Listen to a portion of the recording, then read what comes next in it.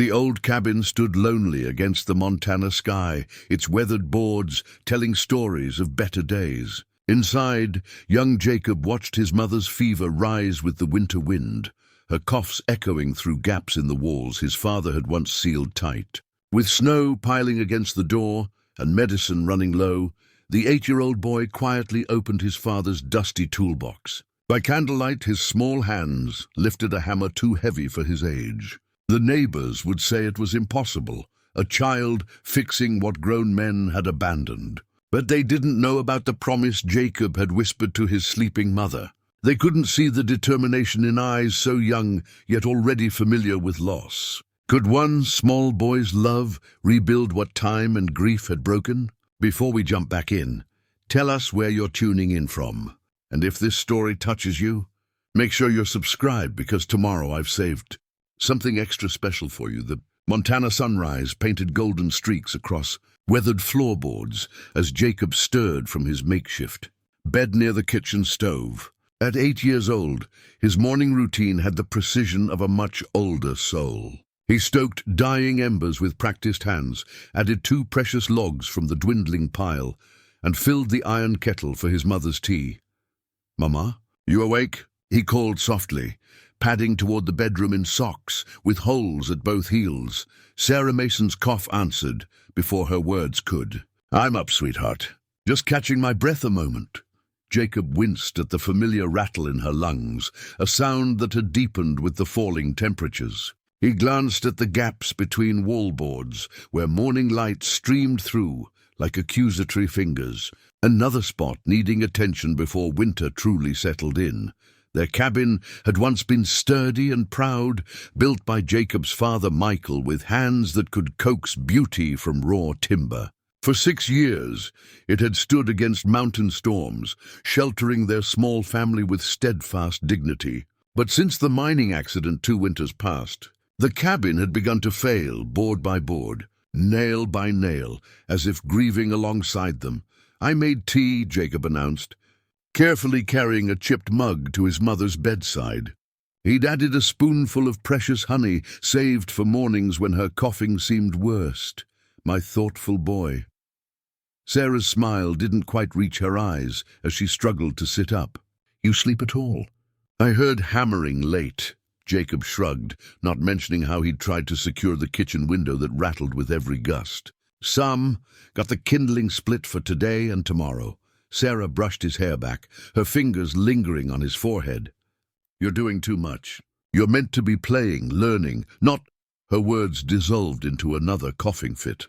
While she recovered, Jacob busied himself with straightening the quilt, carefully hiding his worry beneath practiced movements. Outside, wind whistled through gaps in the roof, another item on his mental repair list. "Mr. Abernathy from down the mountain might stop by," Sarah said finally. "Said he could use help sorting his fishing tackle. Pays $2. Jacob nodded, already calculating how many nails that might buy, or perhaps a small can of sealant for the worst window gaps. He didn't mention the state of the roof, or how he'd found black mold creeping along the north wall behind her bed. Some burdens weren't meant for sharing. After helping his mother dress, Jacob stood before the fireplace, his eyes drawn to his father's flannel shirt hanging beside the mantel. The red and black plaid was faded now, but Jacob could still catch the faintest scent of pine and tobacco when he pressed his face against it on the hardest days. "Dad would know how to fix all this," he whispered, fingers tracing a worn button. Sarah appeared beside him, wrapping thin arms around his shoulders. "He'd be so proud of you. You have his hands, you know. Same careful way of holding things." Jacob flexed his small fingers, trying to see his father in them. Michael Mason had been a legend in their small town, the man who could build anything, fix everything. The cabin had been his masterpiece, every joint and beam placed with intention and love. "Tell me again how he made the roof," Jacob said, leaning into his mother's embrace. Sarah's voice strengthened as she recounted the story he'd heard dozens of times. 3 weeks he spent on that roof. Wouldn't let anyone help. Said the pitch had to be just right for the snow load. He'd work all day at the mine, then come home and build by lantern light until midnight. Jacob nodded, memorizing the details.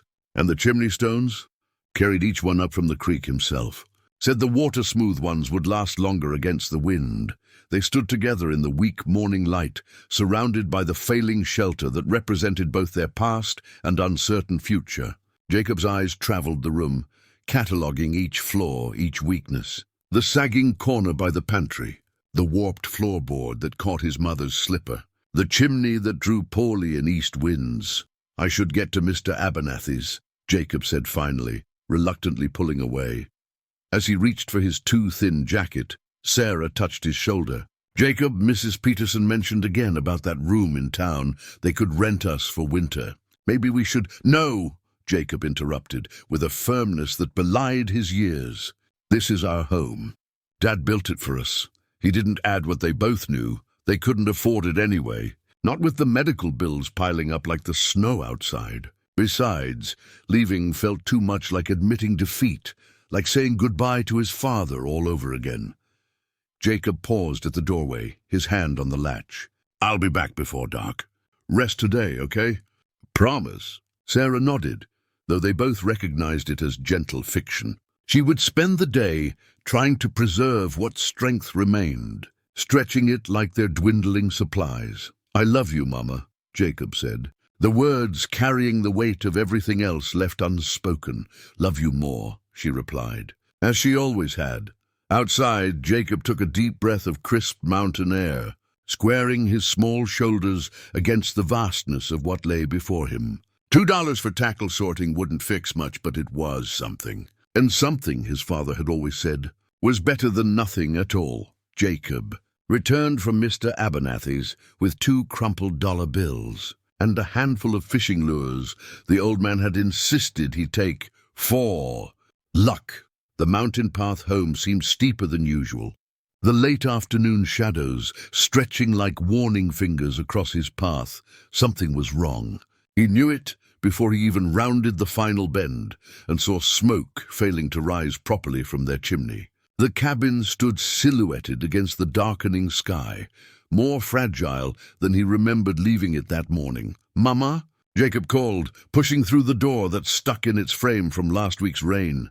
The interior was dark and cold.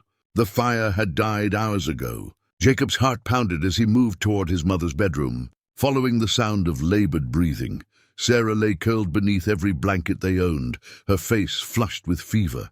Eyes glassy when they fluttered open at his approach. "Jacob," she whispered, "I'm sorry. I tried to keep the fire going."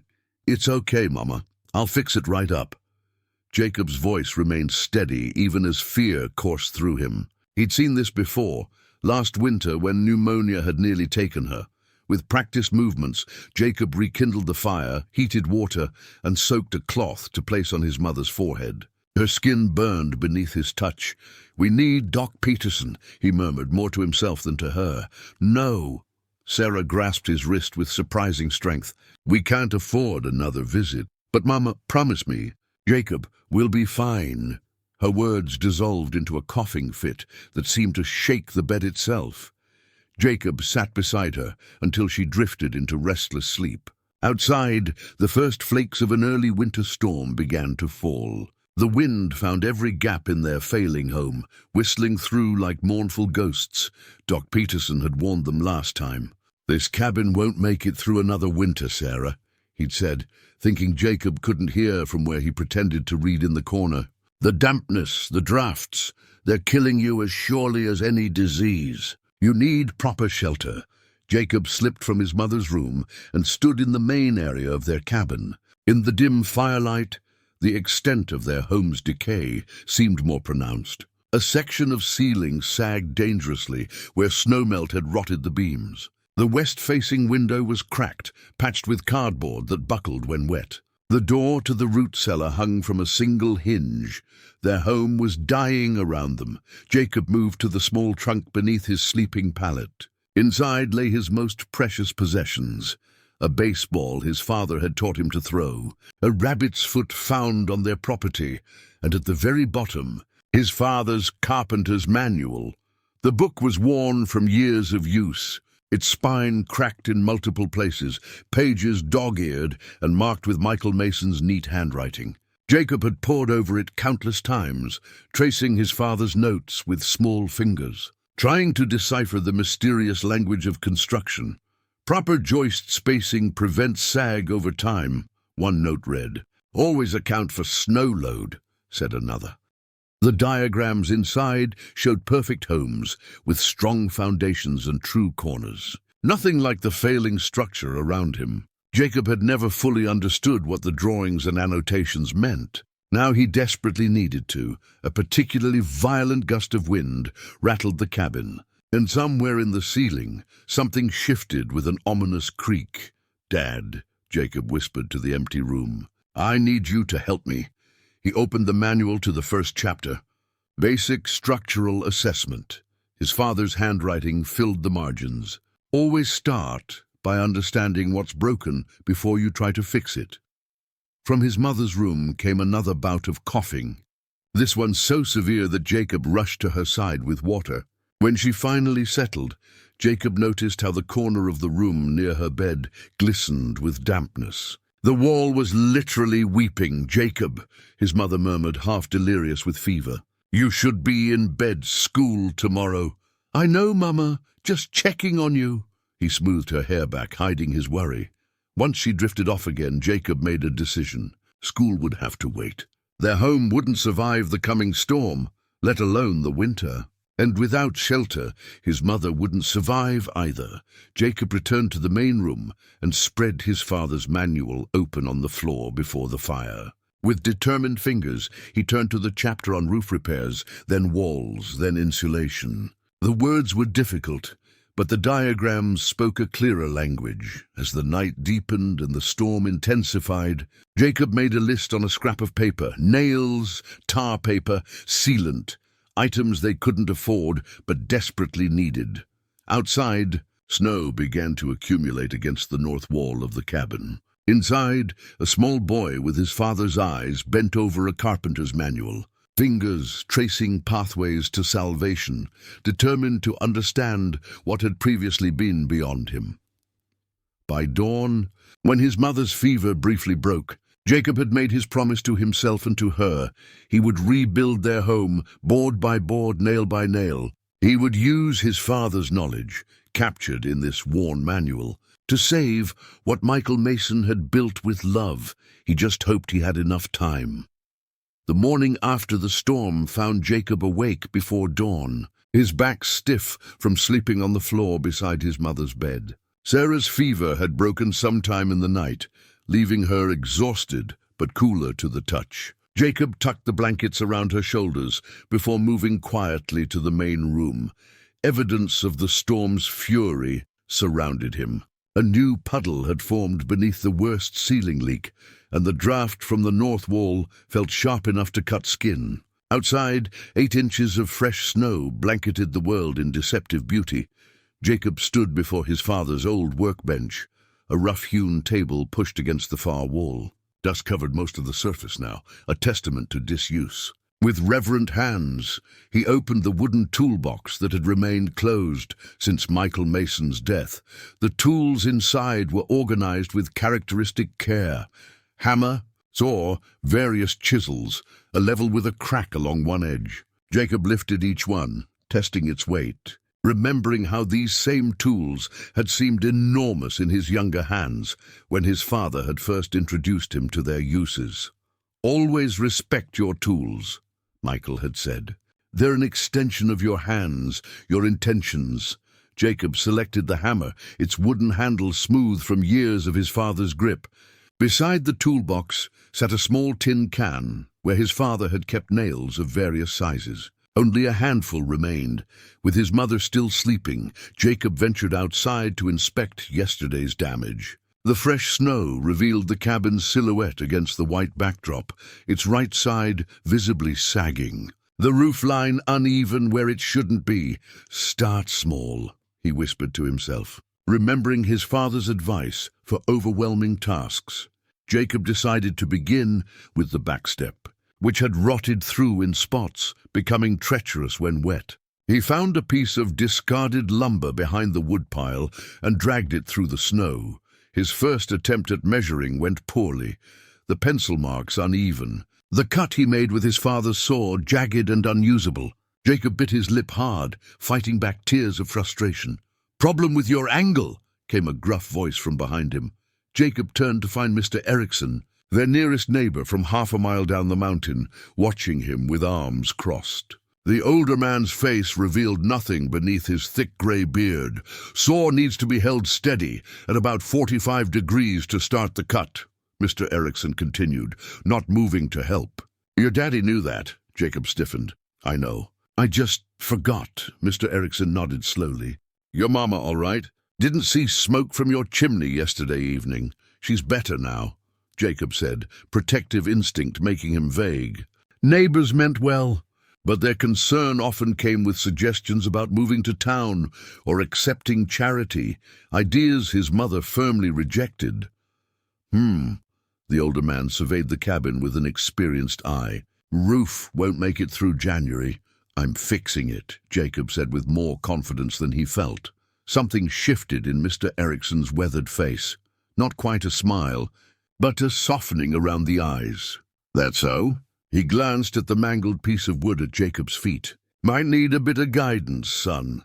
For a moment pride warred with practicality in Jacob's chest. Then he thought of his mother's pale face, the sound of her coughing. "Pride wouldn't keep her warm. Could you maybe show me? Just once?" Jacob asked, the words difficult to form. Rather than answer directly, Mr. Erickson picked up the saw. "Watch how I hold it. Thumb along the side like this gives you control. For the next hour." The older man demonstrated basic cuts while Jacob observed intently, asking questions, absorbing knowledge. Like the dry earth takes rain, Mr. Erickson didn't touch the project directly, something Jacob sensed was intentional, but his guidance transformed Jacob's clumsy attempts into something more productive. When Sarah called weakly from inside, Jacob thanked Mr. Erickson, who merely nodded before trudging back through the snow toward his own cabin. "Just a neighbor checking in," Jacob explained as he helped his mother to the table for tea. Sarah studied his sawdust-covered clothes, but didn't comment. Instead, she reached into her apron pocket and pressed something into his palm. "I've been saving this for when you were older, but I think now's the time."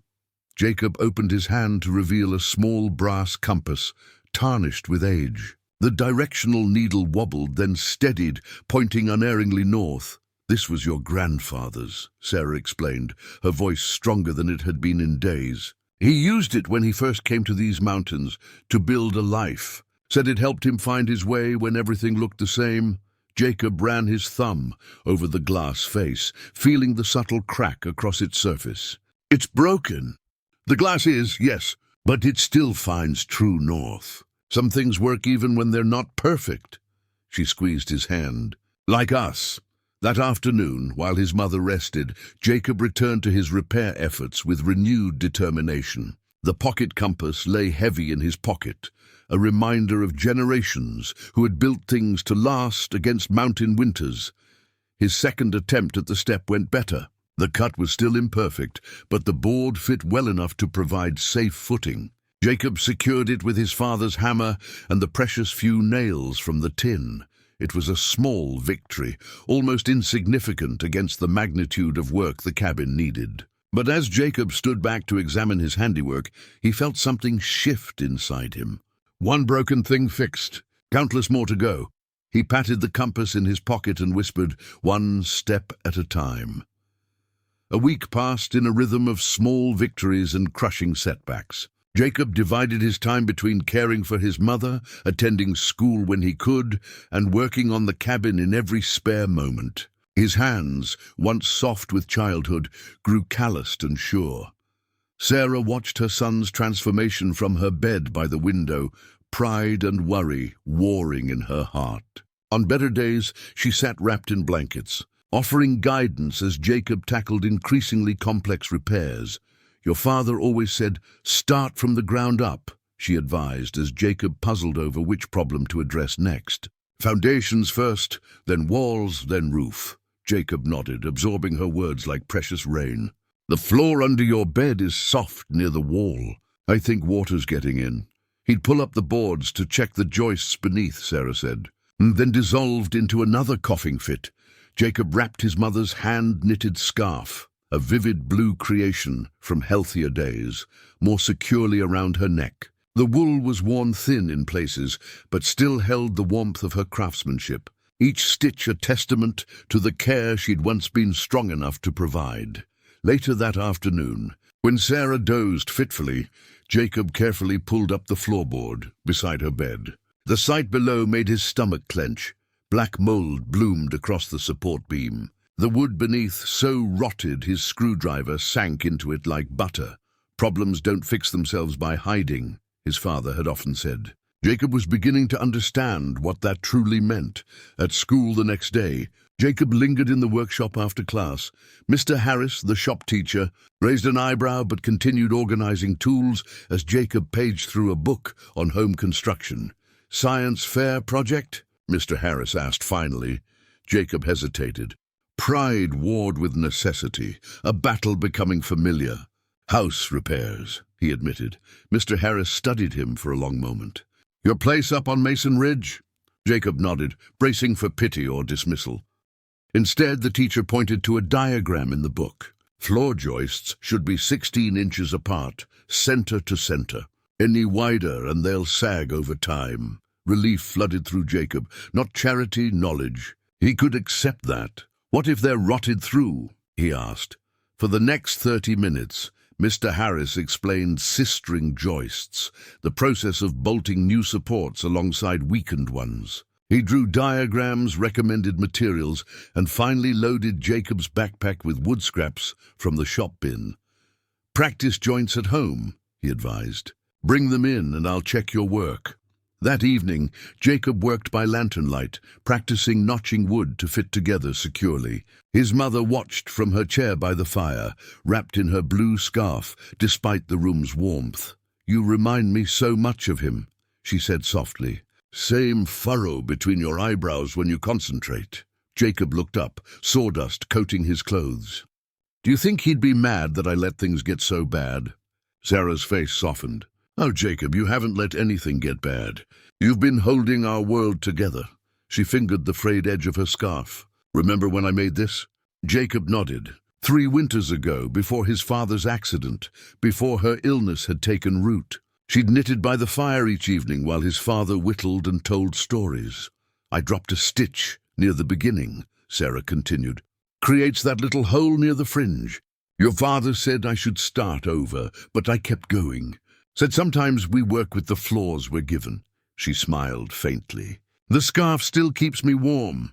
Understanding dawned in Jacob's eyes. "We don't have to make it perfect. Just strong enough." Sarah nodded. "Exactly." The next morning brought another visitor, Mrs. Peterson from town, the doctor's wife, carrying a basket of extra food they both knew was deliberate charity.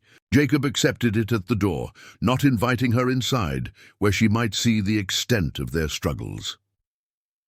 "Town's having a clothing drive Sunday," Mrs. Peterson said, eyes kind but assessing. "Maybe you and your mother could—" "We're doing fine, ma'am," Jacob interrupted, polite but firm. "Thank you for the food." As Mrs. Peterson's car disappeared down the mountain road, Jacob noticed other changes to their property. Someone had stacked firewood by the side of the cabin. Not enough to be obvious charity, but positioned where he'd clearly find it. Near the tool shed, a small pile of lumber scraps accidentally left behind suggested Mr. Erickson had returned while Jacob was at school. The community was watching, helping in ways that preserved his dignity while acknowledging his impossible task. That night, Jacob worked on the joists beneath his mother's room, replacing rotted sections with practiced movements that would have been inconceivable just days earlier. His hands seemed to remember skills his mind had never learned, as though his father's knowledge flowed through his bloodline. When Sarah fell asleep, her blue scarf still wrapped around her throat despite the repaired floor beneath her bed, Jacob sat beside her and allowed himself a moment of quiet triumph. The foundation was stabilizing. Next would come the walls, then the roof. "One day at a time," he whispered to himself, echoing his father's mantra for overwhelming projects. "One repair at a time." Outside, winter settled more deeply around their mountain home, testing Jacob's repairs with wind and snow. Inside, a boy continued to transform into something unexpected, part child, part craftsman, all determination. The first major snowstorm of December tested Jacob's repairs with unforgiving intensity. Wind howled through the night, seeking every weakness in the cabin's structure. Jacob lay awake, listening to each creak and groan, mentally cataloging which areas held strong and which would need attention next. By morning, the world outside was transformed into a white wilderness. School would surely be cancelled. Jacob stoked the fire higher than usual, grateful for the mysterious woodpile that had appeared at their doorstep. His mother slept longer these days, her body fighting battles too small to see but too significant to ignore. While Sarah rested, Jacob pulled a mason jar from beneath his sleeping pallet. Inside, pennies and nickels caught the firelight, his meager savings from odd jobs and Mr. Abernathy's fishing tackle sorting. He counted them carefully, arranging the coins in neat stacks on the floor, $4.73. Not even enough for the simplest materials he needed. Jacob returned the coins to the jar with a sigh. Through the frosted window, he could see the sagging corner of the roof where yesterday's repairs had held, barely. But the western wall was showing new signs of strain, a hairline crack appearing where none had been before. A knock at the door startled him. Few visitors braved the mountain road after such a storm. Jacob opened the door to find Billy Hargrove, a classmate who lived in town, red-faced from the cold and balancing an aluminum pot in mittened hands. "Ma sent soup," Billy announced without preamble. "Said you might be snowed in." Jacob hesitated. The Hargroves were not close friends, merely acquaintances from school. This unexpected kindness felt dangerously like pity. "That's nice, but we're okay," Jacob started. Billy rolled his eyes. "Just take it. I'll have my hide if I bring it back. Besides," he added, lowering his voice, "I got something else." From his coat pocket, Billy produced a crumpled paper bag. "Dad's clearing out his workshop. Said these were just collecting dust." Inside the bag, Jacob found a box of nails, proper galvanized roofing nails, still shiny and new, along with a small can of waterproof sealant. Jacob's throat tightened. The exact materials he needed most and could least afford. "Tell him thanks," Jacob managed, pride warring with necessity. Billy shrugged. "Oh, whatever. Hey, that fort you're building looks cool." Jacob blinked in confusion before understanding dawned. Billy's father had created a fiction that preserved Jacob's dignity. These weren't charity. They were surplus materials for a boy's fort-building project. "Yeah," Jacob agreed, grateful for the pretense. "It's coming along." After Billy left, Jacob added the soup to their meager pantry and carefully placed the nails and sealant with his growing collection of repair supplies. The unexpected gifts allowed him to redirect his coin jar savings toward the lumber he desperately needed for the western wall. That afternoon, Jacob worked on the roof despite the cold, his fingers numbing as he secured loose shingles with the precious new nails. From this height, their cabin looked smaller, more vulnerable, a tiny outpost against the vastness of the mountain wilderness. In the distance, smoke rose from Mr. Erickson's chimney, and further down the mountain, the clustered homes of town formed a patchwork of human persistence. Their isolation wasn't as complete as it sometimes felt. When darkness fell, Jacob returned inside to find his mother awake, seated by the fire with a half-finished bowl of Billy's mother's soup. "Someone's been on our roof," she observed mildly. Jacob nodded, rubbing circulation back into his frozen hands. Shingles were loose. Sarah studied her son, noting the new confidence in his posture despite his exhaustion. "You should have waited for help." "Couldn't," Jacob replied simply. Snow was getting in. For a moment Sarah looked ready to argue, but something in Jacob's steady gaze stopped her. Instead, she patted the chair beside her. "Show me your hands." Jacob hesitantly extended his palms. Blisters had formed alongside calluses, and a jagged cut crossed his right thumb where a nail had slipped. Without comment, Sarah gently cleaned and bandaged the wounds, her touch as tender as it had been when he was younger, and injuries came from childhood adventures rather than desperate necessity. "I found something today," she said when she'd finished. From beside her chair, she produced a small wooden box Jacob recognized from his father's belongings. Inside lay a silver pocket watch, Michael Mason's most prized possession, passed down from his grandfather. They had discussed selling it during the worst financial times after his death, but Sarah had always resisted. "Your father wanted you to have this when you turned 16, she explained, placing the heavy watch in Jacob's bandaged hands. "I think he'd agree you've earned it early." Jacob ran his thumb over the engraved lid, feeling the weight of generations in the silver case. "We could sell it," he suggested quietly. "Get proper materials to fix everything." Sarah shook her head firmly. "Some things aren't meant to be sold. They're meant to be carried forward." As if emphasizing her point, the wind outside rose to a howl, testing Jacob's repairs with renewed fury. But inside their imperfect shelter, mother and son sat together in the firelight, the pocket watch between them, like a promise of continuity, despite all that sought to break them. That night, Jacob added the day's earnings, 50 cents from Mrs. Abernathy for clearing her walkway, to his jar of coins. The watch remained tucked safely under his pillow, both burden and blessing. Tomorrow would bring new challenges, new repairs. But tonight, for this moment, they were warm, they were together, and their home still stood against the storm. The Henderson County Gazette wasn't known for investigative journalism. Its pages typically featured farm reports, local birthdays, and the occasional lost pet. So when Mrs. Abernathy called Jacob over while he was clearing her walkway, he was surprised to see his own face staring back from the folded newspaper in her hands. "Local boy rebuilds family home," read the headline above a grainy photo Jacob didn't remember being taken. The picture showed him on the cabin roof, hammer in hand, concentration etched on his young face. "Reporter was asking about you at the general store," Mrs. Abernathy explained. "Tom Peterson's boy took this picture from the ridge path." Jacob scanned the article with growing dismay.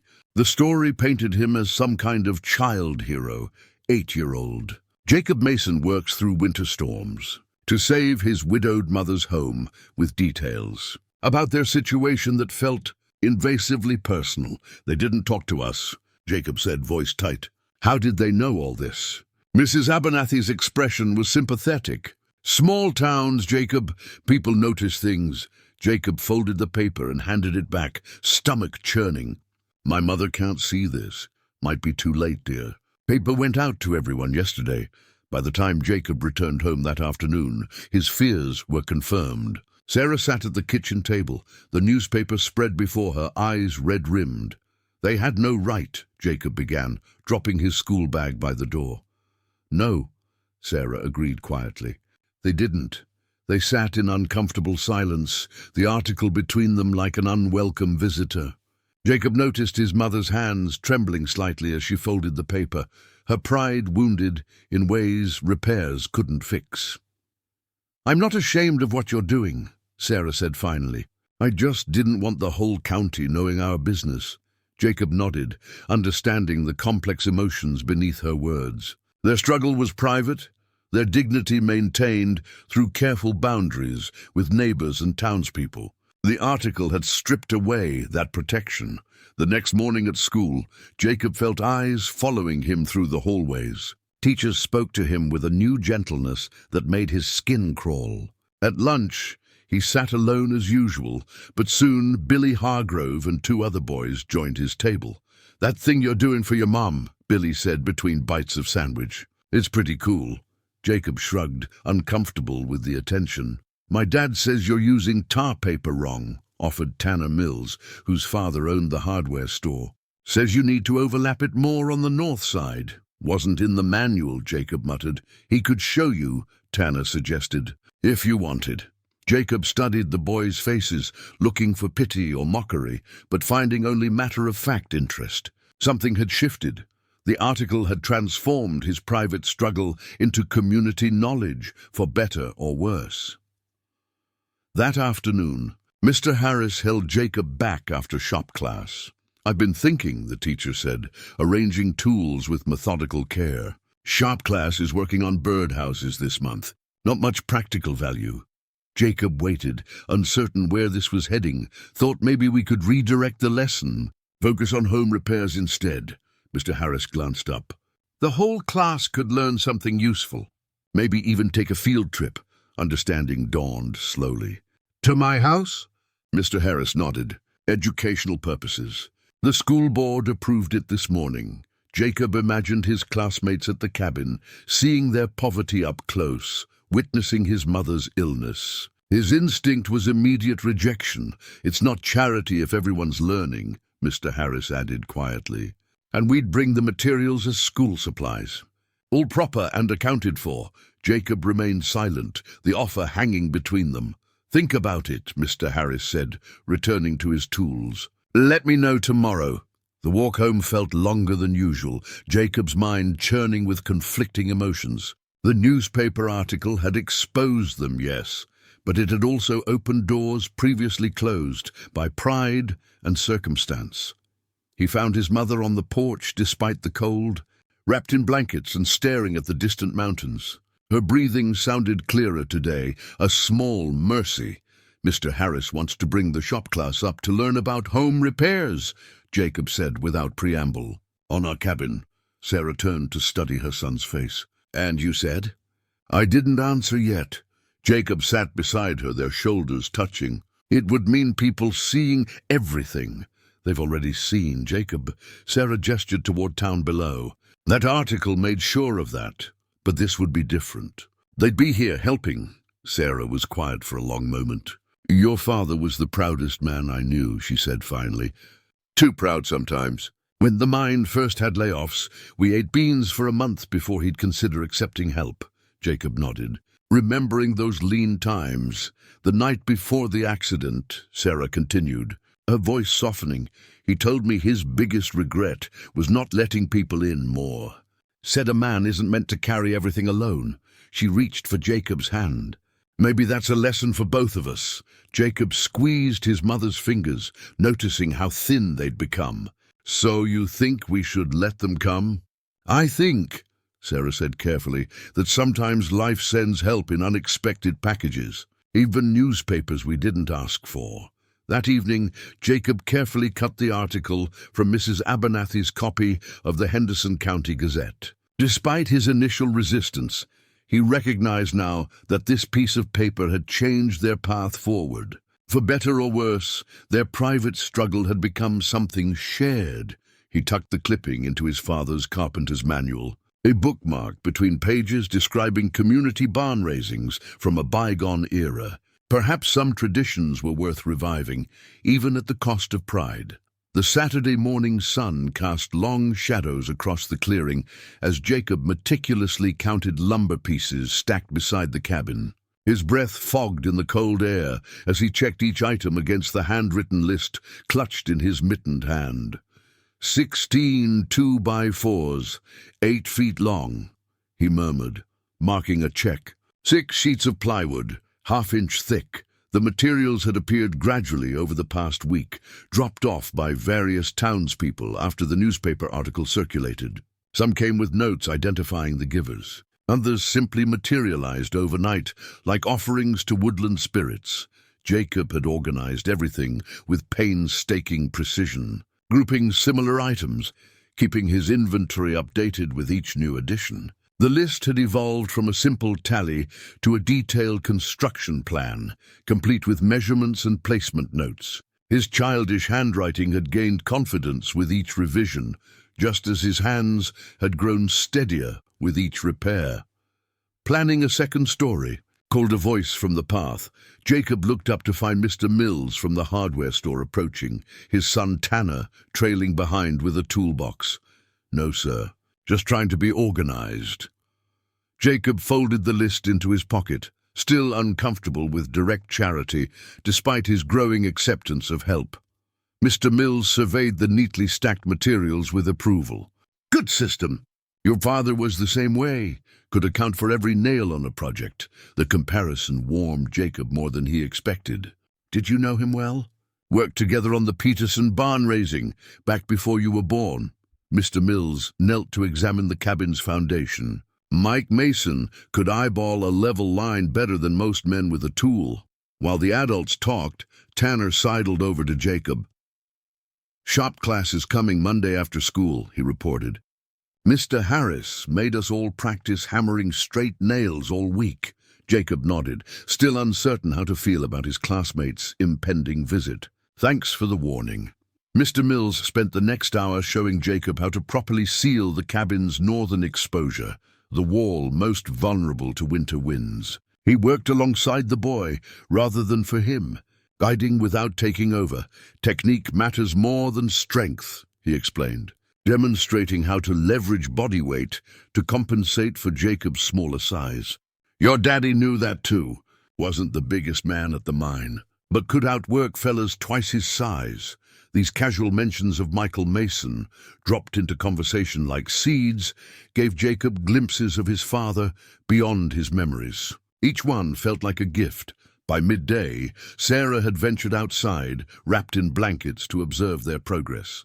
Her color looked better today, Jacob noted with relief. The antibiotics Dr. Peterson had accidentally left during his last visit seemed to be working. You boys have been busy, she commented. Settling into the chair Jacob had positioned in a sunny spot. Jacob's got a good head for this work, Mr. Mills replied, packing away his tools. Just needed some proper materials. After the Mills departed with promises to return, Sarah studied the transformed wall with obvious emotion.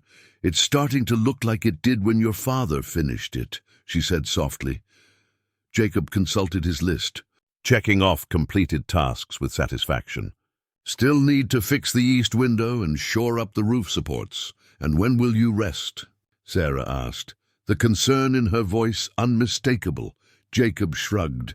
When it's done, I guess. Later that afternoon, as Jacob worked on measuring boards for the window frame, a truck appeared on the mountain road. It moved slowly, carefully navigating the rutted path until it reached their clearing. Jacob recognized the driver, Mr. Peterson, the town doctor, but was surprised to see several women in the truck bed, including Mrs. Peterson and Mrs. Hargrove. We come bearing casseroles, Mrs. Peterson announced as they unloaded multiple covered dishes. And we thought Sarah might appreciate some company while you boys work. Jacob glanced at his mother, expecting resistance, but Sarah merely adjusted her blanket and smiled. That would be lovely, she said, her voice stronger than it had been in weeks. While the women settled inside with his mother, Dr. Peterson joined Jacob by the woodpile. How's she really doing? The doctor asked quietly. Better, I think, Jacob replied, keeping his voice low. Coughing less at night. Dr. Peterson nodded, satisfied. And you? Sleeping at all? Jacob ducked the question by returning to his measurements. Sleep had become a luxury he could rarely afford. Caught in brief intervals between his mother's needs and the endless repairs. Jacob, Dr. Peterson said, his tone gentle but firm. The house won't matter if you work yourself sick. Before Jacob could respond, another vehicle appeared on the road, Mr. Erickson's ancient pickup, loaded with split firewood. Behind it came the Harris family car, then the Abernethys, forming an impromptu caravan winding up the mountain. Jacob watched in astonishment as neighbors he barely knew parked haphazardly around the clearing. Children spilled from vehicles. Adults gathered in conversational clusters, and the atmosphere shifted from solemn worksite to something almost festive. Mr. Harris approached with a broad smile. Thought we'd get a jump on Monday's lesson, he explained, gesturing to the shop class students already unpacking tools. Hope that's all right. Jacob stood frozen, his carefully ordered plans suddenly overwhelmed by this influx of helping hands. His list, so meticulously crafted, seemed insufficient for directing such a crowd. Sensing his distress, Mr. Harris placed a steadying hand on Jacob's shoulder. It's still your project, son. You tell us what needs doing. Jacob took a deep breath, pulled out his list, and found his voice. "We need to start with the roof supports," he began, pointing to his diagrams. "Then the east window frame needs replacing entirely." As he spoke, outlining the work with growing confidence, Jacob realized the list had become more than an inventory. It was a blueprint for bringing people together, a testament to how far he'd come from that desperate night with his father's manual spread before the fire. Inside the cabin, he could hear women's voices and his mother's laughter, a sound so rare in recent months that it felt like its own kind of restoration. The spring thaw arrived with treacherous beauty. Melting snow turned the mountain paths to muddy ribbons, and rainwater tested every repair Jacob and his growing team of helpers had made throughout the winter months. Most held firm. The reinforced roof no longer leaked in the main rooms, and the north wall stood strong against persistent winds. But nature, it seemed, was determined to find their work's weakest point. Jacob woke to the sound of water dripping, an alarmingly familiar rhythm that sent him scrambling from his sleeping pallet. Rain had found its way through the partially repaired east corner, forming a puddle that spread across the wooden floor. Worse, it had reached the shelf where he kept his school things. His math textbook was mostly unharmed, protected by its sturdy cover, but his notebook, filled with months of careful notes and homework, had absorbed the brunt of the leak. The pages were sodden, ink bleeding into watercolor clouds that rendered his work illegible. Jacob stared at the ruined notebook, fatigue settling bone deep. He'd stayed up past midnight working on those math problems, determined to maintain his grades despite everything. Now those efforts were literally dissolving in his hands. "Jacob," Sarah called from her bedroom. "Everything all right?" "Fine, Mama," he answered automatically. "Just a small leak. Nothing serious." He wrung out the notebook as best he could, laying the pages to dry by the stove, knowing they were beyond salvation. School started in 2 hours. There was no time to recopy everything, no way to recreate months of work. The repaired cabin groaned around him as another gust of wind drove rain against the windows. Despite their progress, moments like this made Jacob feel they were engaged in an unwinnable battle against the elements, against time itself. Later that morning, Mrs. Campbell, his math teacher, frowned at the warped paper Jacob presented instead of his homework. "I had it done," he explained. The water-stained notebook on her desk, evidence of his claim. "But our roof—" "I understand," she interrupted, her expression softening. "But Jacob, this is the third assignment this month you've missed or turned in late." Jacob stared at his mud-spattered boots. The classroom felt impossibly warm after his long walk through the rain. "Your midterm grades came in yesterday," Mrs. Campbell continued, keeping her voice low so other students couldn't hear. "You've dropped from an A to a C since winter. And you're not the only teacher who's concerned." Jacob nodded mutely. What could he say?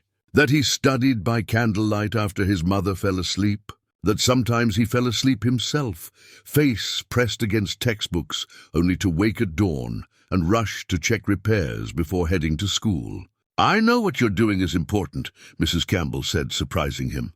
"That old cabin means everything to your mother." "But your education matters too, Jacob." Before he could respond, Billy Hargrove appeared at Jacob's desk, dropping a spiral notebook beside the ruined one. "You can copy my notes," Billy offered with a casual shrug that belied the kindness. "During lunch." By afternoon, the rain had intensified, drumming against the school's metal roof with ominous persistence. Jacob sat by the window during history class, watching water pool in the parking lot, calculating how the runoff would affect the path to their cabin. Which repairs might be compromised? "Mr. Mason." Mr. Roberts's voice cut through his thoughts. "Perhaps you could tell us about the significance of the Homestead Act." Jacob blinked, mind blank. He hadn't read the assignment. "I don't know, sir," Mr. Roberts sighed. "See me after class, please." When the final bell rang, Jacob remained seated as other students filed out.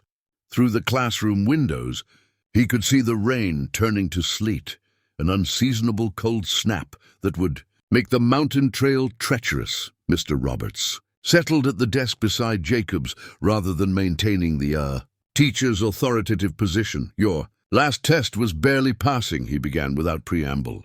You're not reading the assignments, and half the time you're staring out the window instead of participating. I'm sorry. Sir? Jacob's voice sounded small even to his own ears. Jacob, every teacher in this school knows what you've been doing for your mother. It's remarkable, truly. But we're concerned that you're sacrificing your future to save your past. The words hit with unexpected force, articulating a fear that had been growing in Jacob's own heart. What am I supposed to do? Jacob asked, the question escaping before he could contain it. Just let our home fall apart. Let my mother get sick again? Mr. Roberts considered the boy before him. Shoulders too thin for the burdens they carried, eyes too old for an 8-year-old face. There's a middle path, Jacob. The whole town is behind you now. Maybe it's time to let others carry more of the load. Jacob gathered his things slowly, including Billy's borrowed notebook. I need to get home before dark. At least wait for the sleet to stop, Mr. Roberts urged. I can drive you up the mountain later.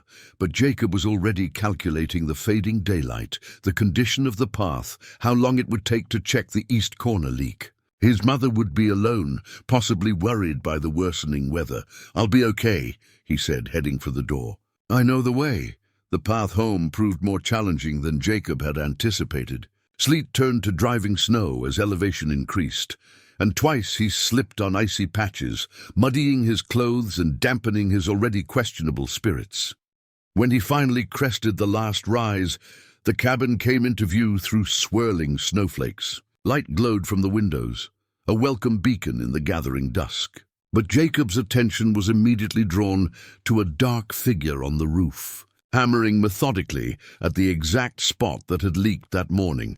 Mr. Erickson worked with steady efficiency, seemingly oblivious to the weather. Beside him, a tarp and additional materials waited, secured against the wind. Jacob stood motionless, watching his solitary neighbor address the very problem that had consumed his thoughts all day. Not asking permission, not making a show of charity, simply seeing what needed doing and handling it neighbor to neighbor. Inside, Jacob found his mother sitting with Mrs. Erickson, the two women shelling peas as if it were a normal social call rather than a rescue mission. Your school called, Sarah explained before Jacob could speak. Said you might be walking home in this weather. Nellie and Hank were already on their way up to check their hunting cabin, so they stopped by. Mrs. Erickson, Nellie, smiled warmly. We brought dinner too. Hope you like venison stew. That night, after the Ericksons departed and his mother slept soundly, Jacob carefully dried the pages of his damaged notebook by the fire.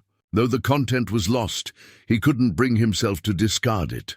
The warped pages and faded ink represented a different kind of lesson, one about balance, priorities, and the quiet strength of community.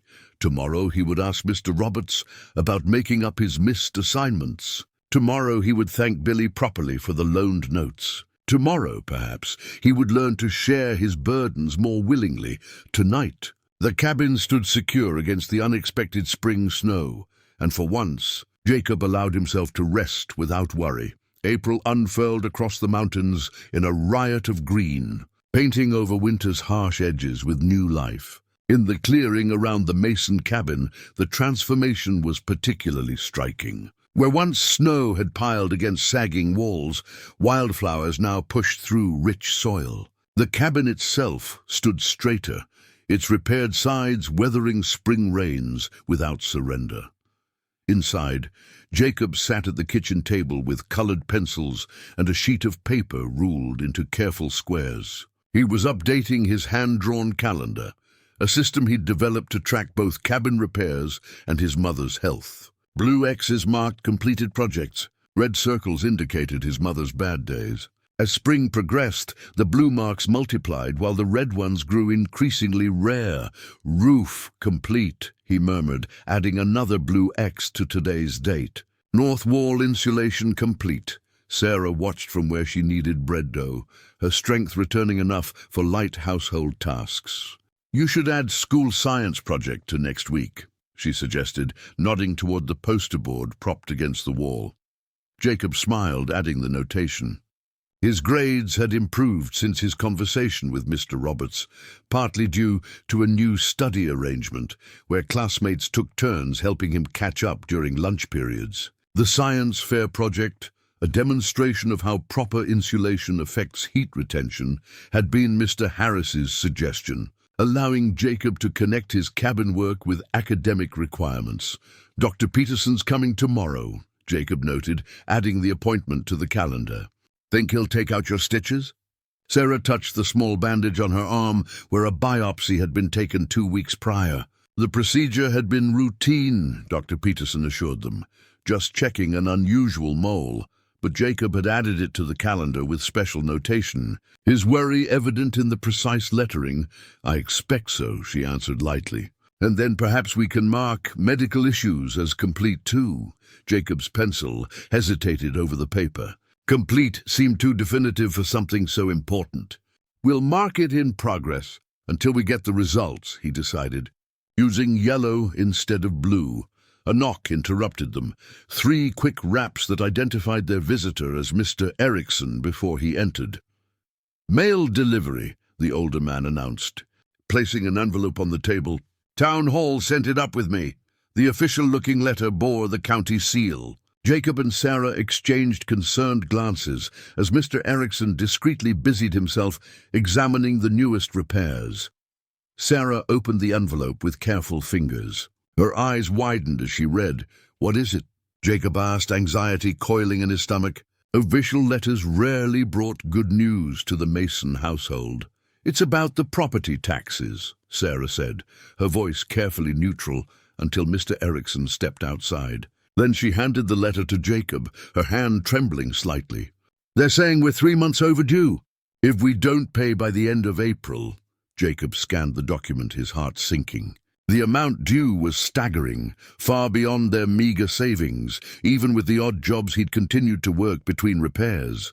"We'll figure it out," he said with more confidence than he felt. "Maybe I can pick up more hours at Mr. Mill's store?" Sarah shook her head. "That would barely make a dent, Jacob, and you're already stretched too thin between school and everything else." They fell silent as Mr. Erickson returned, both forcing smiles that didn't reach their eyes. Jacob folded the letter and tucked it beneath his calendar, but the worry remained, casting a shadow over the day's earlier accomplishments. After their neighbor departed, Sarah stood by the window, watching spring sunlight dance through new leaves. "Your father and I nearly lost this place once before," she said quietly. "During the mine layoffs. We were 3 months behind then, too." Jacob joined her, noticing how the light caught the silver threads now woven through her dark hair, evidence of hardships weathered. "What did you do?"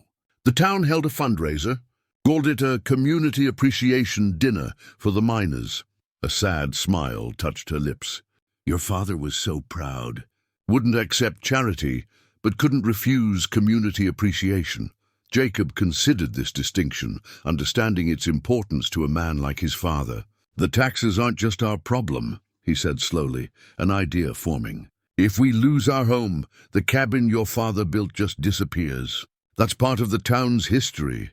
Sarah glanced at her son, recognizing Michael's problem-solving expression in their child's face. "What are you thinking?"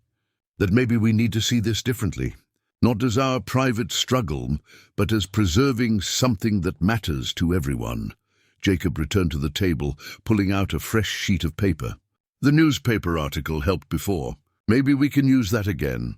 That evening, Jacob sat with his calendar and a growing list of ideas. Red circles for bad days were becoming rarer, but this new challenge threatened all they'd accomplished. He carefully marked the tax deadline in stark black letters, then added potential fundraising dates in hopeful green. The mountain spring continued its relentless renewal outside their windows, oblivious to human concerns about property lines and tax assessments. Jacob found himself studying the wildflowers pushing through rocky soil with stubborn determination. Nature didn't recognize defeat as an option. Perhaps they shouldn't either. The next morning, Jacob woke early to complete his chores before school. His mother still slept, a luxury her improving health now sometimes permitted. He moved quietly, packing his school bag and gathering the materials for his science project. Before leaving, Jacob paused at the kitchen table where his calendar remained open. He added one more notation to the current date: Operation Cabin Preservation, Day 1.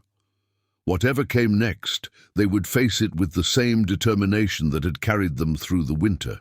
The cabin had survived storms, neglect, and near collapse. Somehow, they would ensure it survived this challenge too. As he walked down the mountain path toward school, Jacob mentally rehearsed what he would say to Mr. Harris, to Billy and Tanner, to anyone who might listen. The story of one boy fixing his mother's cabin had captured the town's attention once before. Perhaps the story of a community saving its heritage could do the same again. Behind him, the cabin stood in morning sunlight, its repaired walls and mended roof a testament to what could be accomplished when necessity met determination, and when pride gave way to community. Whatever happened with the taxes, that accomplishment remained real and undeniable, marked in blue X's on a hand-drawn calendar of survival. The Henderson County Historical Society rarely attracted attendees under the age of 60. Their monthly meetings typically featured dry discussions of pioneer artifacts and cemetery preservation. So when Jacob Mason walked through the doors of the town library's meeting room, conversations hushed mid-sentence. Mrs. Holloway, the society's elderly president, recovered first. "Well, this is unexpected. What brings you to our meeting, young man?" Jacob clutched his folder of research notes, heart hammering against his ribs. Public speaking had never been his strength, but desperation made him bold. "I want to nominate my family's cabin for historical designation," he said, his voice steadier than he felt. The room remained silent as Jacob approached the front table and opened his folder. Inside lay photocopied records Mr. Harris had helped him find in the county archives, deeds showing the cabin's construction in 1897 by his great-grandfather, one of the area's first settlers. "It's one of the oldest original homesteads still standing," Jacob explained, laying out the documents. "And it was built entirely from local materials using traditional methods." Mrs. Holloway adjusted her glasses, examining the papers with obvious interest. "This is certainly noteworthy," she conceded, "though I understood the property had fallen into some disrepair." "It had," Jacob acknowledged, "but we've been restoring it." With help. From the back of the room, Mr. Erickson cleared his throat. "Boy's done remarkable work, using his father's methods. Historical techniques." Mrs. Holloway's eyebrows rose in surprise at this endorsement from the town's most taciturn resident. "Historical designation would help preserve the cabin," Jacob continued, "and maybe qualify us for assistance with the property taxes." The real reason for his presence emerged, but rather than dismissal, Jacob saw thoughtful consideration on the faces around him. History and pragmatism often walked hand in hand in rural communities. By meeting's end, not only had the Historical Society agreed to pursue designation for the Mason cabin, but they'd started a sign-up sheet for an official preservation effort. Mrs. Holloway herself wrote the first name, followed quickly by the 12 other members present. "We'll need documentation of the restoration work," she told Jacob. "Photographs, records of materials used." Jacob nodded, thinking of his detailed logs and Mr. Harris's collection of project photos. "I can provide those, and we'll need to organize a proper fundraising effort," Mrs. Holloway continued, warming to the project. "Perhaps an open house when the weather improves fully." As Jacob walked home that evening, the sign-up sheet safely tucked in his school bag, he felt something shift inside him. A cautious hope taking root alongside the constant worry that had been his companion for so long. The next day at school, word of the Historical Society's involvement spread quickly. During lunch period, Jacob found himself surrounded by curious classmates as he explained the cabin's history and the preservation effort. "So you need money for taxes?" Tanner asked bluntly. Jacob flushed but nodded. "And to finish the restoration properly." Billy Hargrove grabbed the sign-up sheet, adding his name with a flourish. "My dad says your dad helped him rebuild after the flood of '98. Never asked for a dime." He passed the paper around the table. "Seems only right to return the favor." By afternoon, the single sheet had filled with signatures, not just students but teachers, cafeteria workers, even the principal. What had begun as Jacob's desperate gambit was transforming into something larger than himself. When Jacob arrived home, he found his mother sitting on the porch with Mrs. Peterson. Teacups balanced on their laps despite the breeze. "Jacob," Sarah called. "Mrs. Peterson has news." The doctor's wife smiled warmly. "The church ladies want to host a potluck benefit, and Tom, Dr. Peterson, mentioned the cabin might make a fine location for the summer medical clinic." Jacob blinked in surprise. "Here? Many folks up the mountain can't make it to town easily," Mrs. Peterson explained. "Having a satellite clinic one day a month would help dozens of families. The historical designation makes it perfect, community use of a community treasure." The idea of their private home becoming a public space felt strange, but Jacob recognized the elegant solution it offered, a purpose that justified preservation, a service that warranted support. That evening, Jacob spread the sign-up sheet on the kitchen table for his mother to see. Names filled every line, with notes in margins offering specific help. "Can donate roofing materials. Will bring tractor for yard work. Expert in period-appropriate finishes." "I never realized so many people knew your father," Sarah said softly, tracing familiar signatures with her fingertip. "It's not just about Dad anymore," Jacob realized aloud.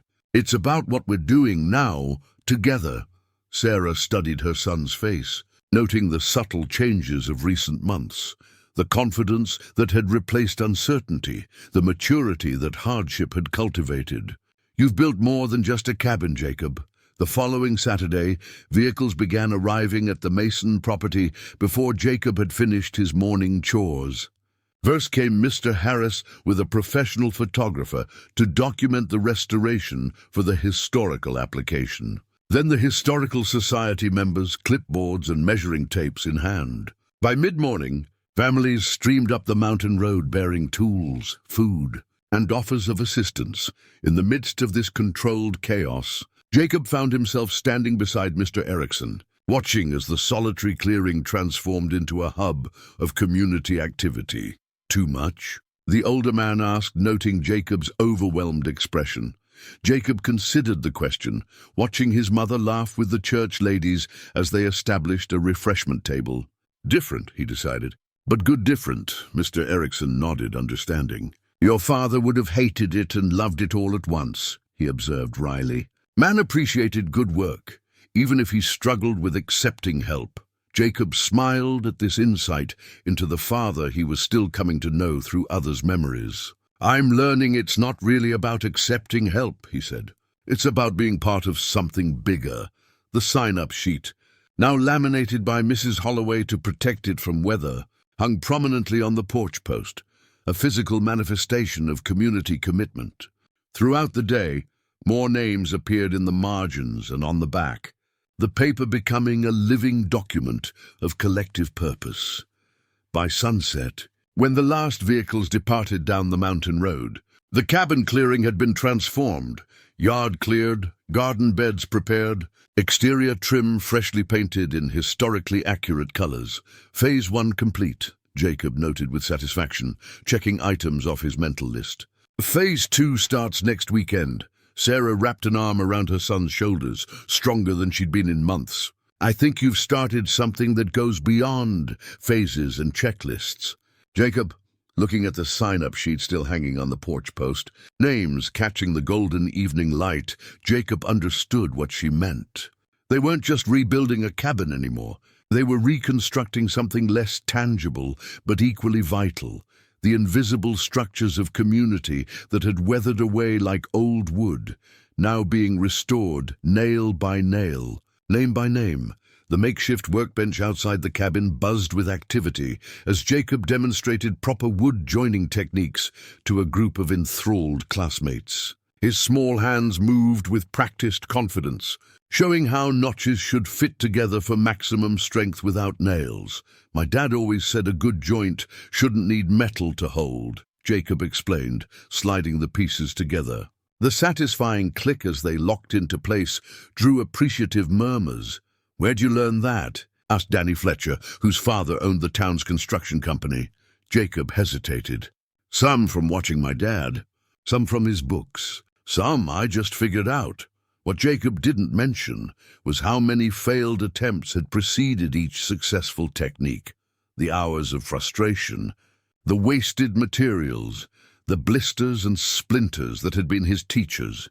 Mr. Fletcher approached the workbench, observing Jacob's demonstration with professional interest. "That's old-school craftsmanship," he commented. "Don't see much of that anymore. Too time-consuming for modern building, but it lasts longer," Jacob countered, then flushed at his own boldness. Mr. Fletcher smiled. "Can't argue with that. Some things are worth doing right, even if they take more time." He studied the cabin's newly restored exterior. "Your father would be proud of what you've accomplished here." Before Jacob could respond, Mrs. Fletcher called everyone to the potluck table set up beneath the old oak tree. The clearing had been transformed for the day's fundraising event. Picnic blankets spread across newly mown grass. Children playing tag between cabin tours led by Historical Society members. Musicians setting up near the porch. Sarah sat in the place of honor, a quilt draped across her lap despite the warm May afternoon. Her health had improved significantly, though she still tired easily. Today, however, her eyes sparkled with an energy Jacob hadn't seen in many months. "Quite a turnout," Mr. Erickson observed, settling beside Jacob on the porch steps, plate balanced on his knee. Jacob nodded, surveying the crowd that filled their once lonely clearing. The fundraiser had drawn people from throughout the county, some who knew the Masons, others simply attracted by the story of the boy who rebuilt his mother's home. "Mr. Carver's been looking for you," Mr. Erickson mentioned between bites. "Said he has something special." Jacob spotted the leather worker across the yard. Mr. Carver was known for his craftsmanship, from saddles to belts to the intricate knife sheaths hunters prized. What he could want with Jacob was a mystery. After finishing his food, Jacob made his way through the crowd to where Mr. Carver sat with his wife beneath an elm tree. "There he is," the leather worker said, setting aside his plate. "Got something for you, boy?" From beside his chair, Mr. Carver produced a small package wrapped in brown paper. "Custom work," he explained, as Jacob carefully unwrapped it. "Took some measurements from watching you work last weekend." Inside lay a tool belt, sized perfectly. For a child, but crafted with the same attention to detail that characterized Mr. Carver's adult pieces. The leather was supple but durable, shaped to hold a hammer, measuring tape, pencils, and various sized nails. Each pocket and loop was tooled with subtle designs of pine trees and mountains. "It's beautiful," Jacob breathed, running his fingers over the fine stitching. "Functional, too," Mr. Carver insisted. "Tools should be accessible. Noticed you're always setting things down and losing track." Jacob slipped the belt around his waist, finding it fit perfectly. The weight of it felt significant, not just physically but symbolically. This wasn't a toy. It was a craftsman's tool, sized for him but designed with respect for his work. "Thank you," he said, the words inadequate for the emotion rising in his throat. Mr. Carver nodded gruffly. "Your father helped me build my workshop when I first moved to town. Never forgot it." The simplicity of the explanation, the natural balancing of debts owed and paid, reflected the mountain community's unspoken code. Throughout the afternoon, Jacob led more tours, showing visitors the restoration work while explaining the cabin's historical significance. The new tool belt at his waist lent him confidence, the tools within easy reach whenever he needed to demonstrate a technique or explain a repair. Dr. Peterson pulled him aside as the event was winding down. "Wanted to let you know," the doctor said quietly. "Your mother's latest tests came back clear. We'll keep monitoring, but I'm very encouraged by her progress." Relief washed through Jacob like a physical sensation. "The cabin helps," he said with certainty. "Being home, seeing it come back to life. It's making her stronger too." The doctor smiled. "I believe you're right. And speaking of the cabin," he handed Jacob an envelope. The Historical Designation Committee expedited their decision. This came through yesterday. Inside was an official letter confirming the Mason cabin status as a protected historical structure. More importantly, it included information about tax exemptions for registered historical properties, exemptions that would solve their immediate financial crisis. Jacob's fingers trembled slightly as he reread the key paragraph. "This means we can stay," he whispered, "no matter what." "That was never in doubt," Dr. Peterson said gently. "This community wouldn't have let you lose your home. The designation just makes it official." As evening approached, Mrs. Holloway stood on the porch steps to announce the fundraising total. Jacob held his breath, hoping they'd raised enough to cover the remaining needs. $4,723, she proclaimed proudly, plus pledges of materials and labor that would equal nearly as much if monetized. A cheer rose from the gathered crowd. The amount surpassed not only the immediate tax need, but provided a reserve for future maintenance and restoration, ensuring the cabin would stand for years to come. Later, as twilight settled over the mountain, and the last guests departed, Jacob and Sarah sat together on the porch swing. "Mr. Mills had installed the previous weekend. Your father built this place as a testament to what one man could accomplish," Sarah said softly. "You've transformed it into something more, a reminder of what's possible when people come together." Jacob touched the tool belt still fastened around his waist, fingers tracing the carefully tooled leather. Each pocket now held tools he'd used throughout the day. Practical implements, yes, but also symbols of a community's recognition and respect. "I couldn't have done it alone," he admitted. Sarah squeezed his hand. "The remarkable thing is that you tried. That courage inspired everyone else." As darkness enveloped the clearing, Jacob could still make out the shapes of picnic tables left for tomorrow's cleanup, the outline of the newly repaired roof against the starlit sky. The cabin, once a monument to loss and decay, now stood as something altogether different, a bridge between past and future, between individual struggle and communal strength. Tomorrow would bring more work, more challenges, but tonight, with his mother beside him and his tools close at hand, Jacob allowed himself to simply be. Not the boy who had to fix everything, but the child who had found his place in something larger than himself. Summer arrived in a symphony of wildflowers and birdsong, transforming the mountain into a verdant paradise.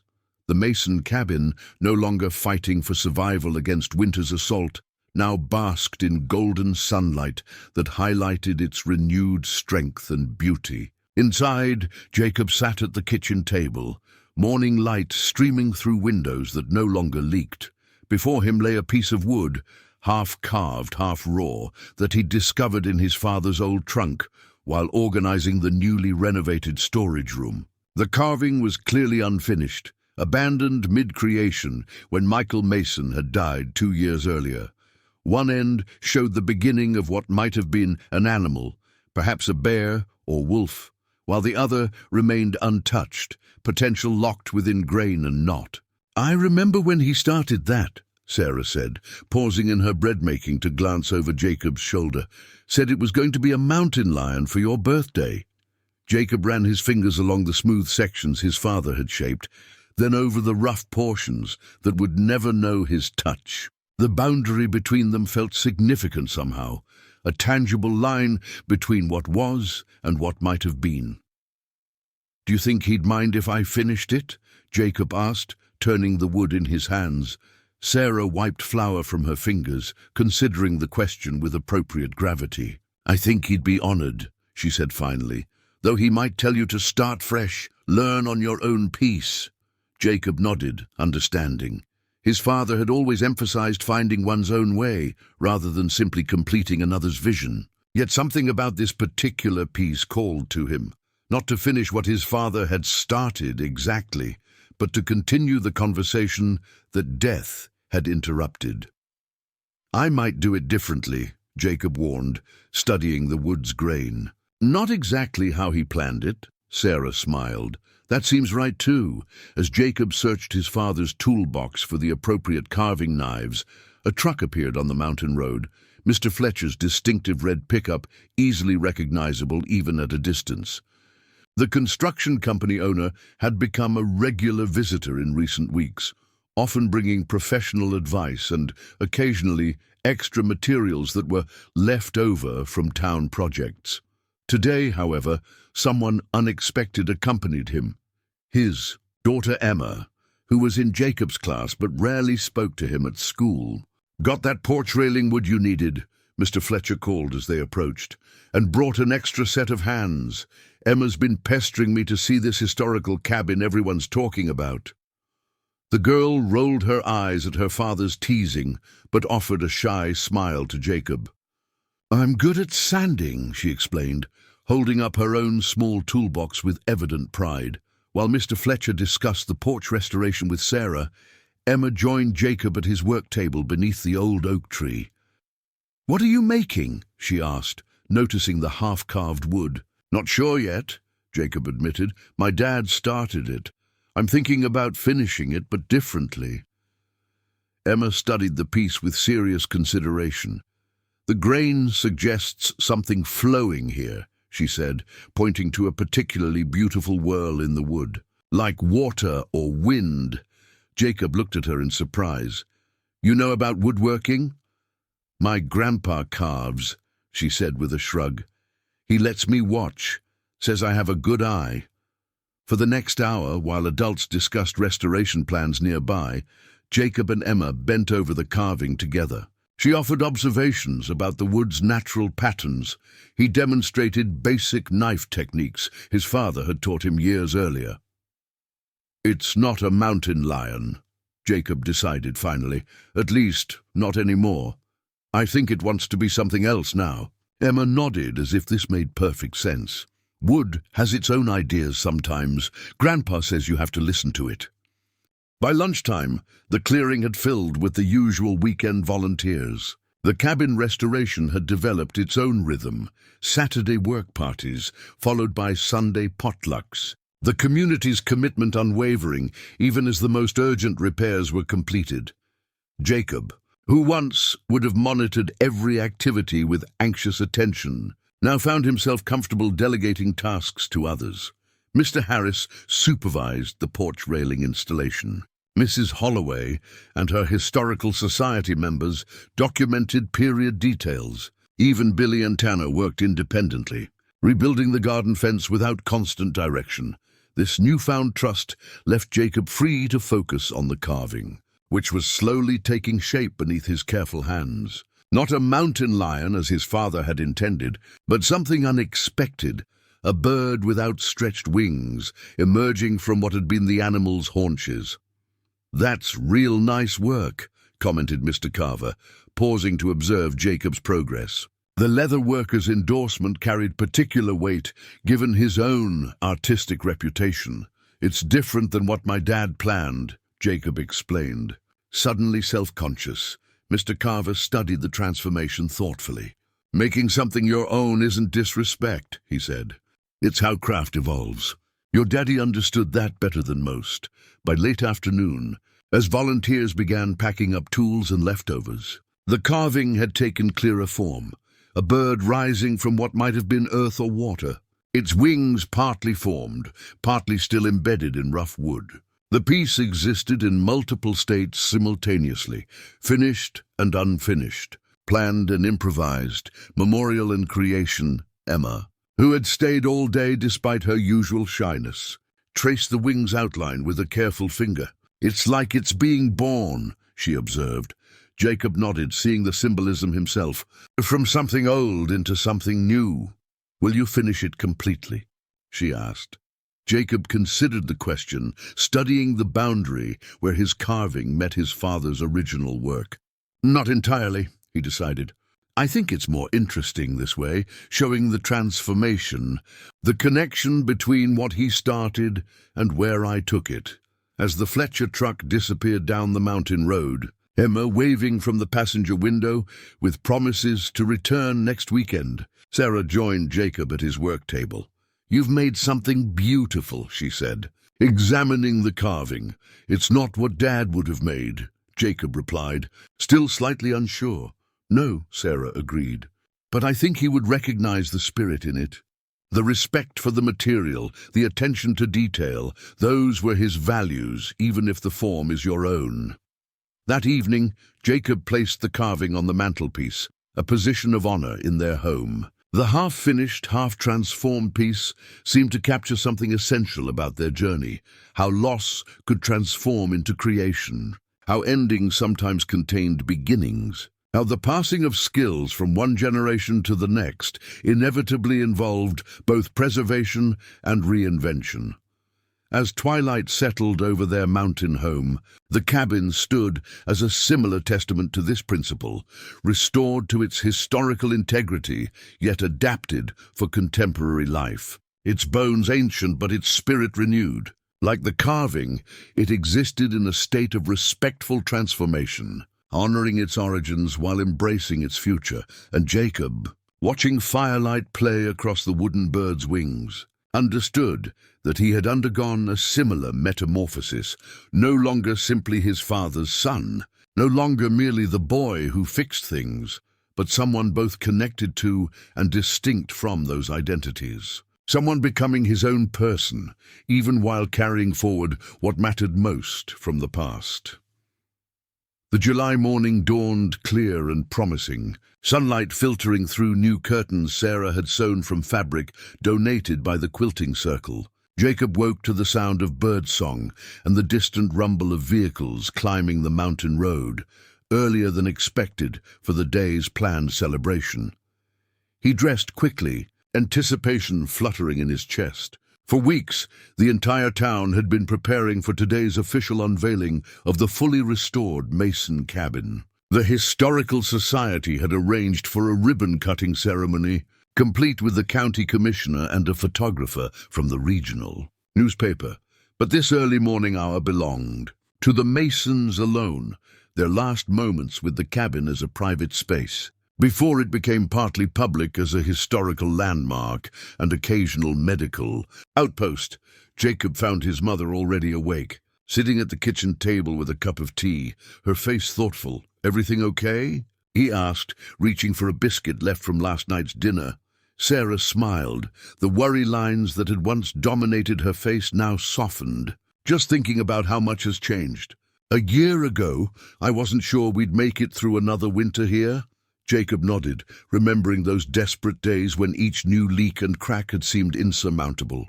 "And now we're giving tours." "Limited tours," Sarah corrected with mock sternness. "On scheduled days only." Their compromise with the Historical Society allowed for monthly public access to the cabin's main room and kitchen, while keeping the bedrooms and newer addition private. The arrangement preserved their home while honoring the community investment in its restoration.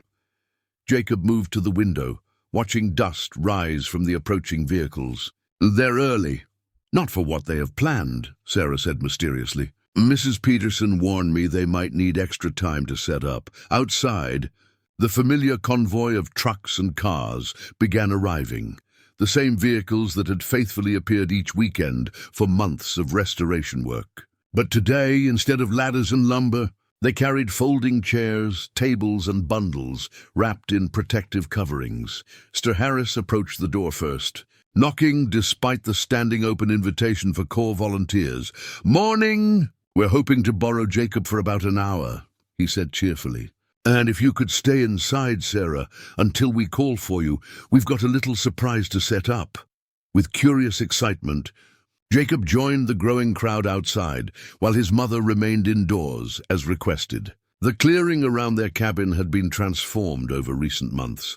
Overgrown brambles replaced by a tidy lawn, native flower gardens lining the walkway, the once muddy yard now properly graveled. "We need your help over here," Billy called, waving Jacob toward a cluster of men surrounding Mr. Fletcher's truck. As Jacob approached, he saw they were carefully unloading a large object covered with a paint-stained drop cloth. The men positioned it on the newly rebuilt porch, adjusting its placement with unusual precision. "What is it?" Jacob asked, trying to discern the shape beneath the cloth. Mr. Fletcher grinned. "You'll see soon enough. For now, we need your help with the rest of the setup. For the next hour..." Jacob assisted with arranging chairs in neat rows facing the cabin, setting up the refreshment tables under shade trees, and hanging a hand-painted banner that read, "Mason Cabin Restoration, a community achievement." Meanwhile, more volunteers arrived, each carrying food, flowers or small gifts. The Fletcher girl, Emma, appeared with her grandmother, both carrying baskets of fresh-baked muffins. "Is it ready?" Emma asked Jacob excitedly. "The special thing?" "I don't even know what it is," Jacob admitted. Emma's eyes widened. "Oh, I thought you knew." "I'm not supposed to tell." By mid-morning, the clearing resembled a festival grounds, with nearly 100 community members gathered in anticipation. Dr. Peterson approached Jacob with a ceremonial ribbon and scissors. "Almost time," the doctor said, checking his watch. "Is your mother ready?" "I think so," Jacob replied. "But what's under the cloth on the porch?" Dr. Peterson smiled. "That's the community's gift. Something we thought both you and your mother deserved after everything."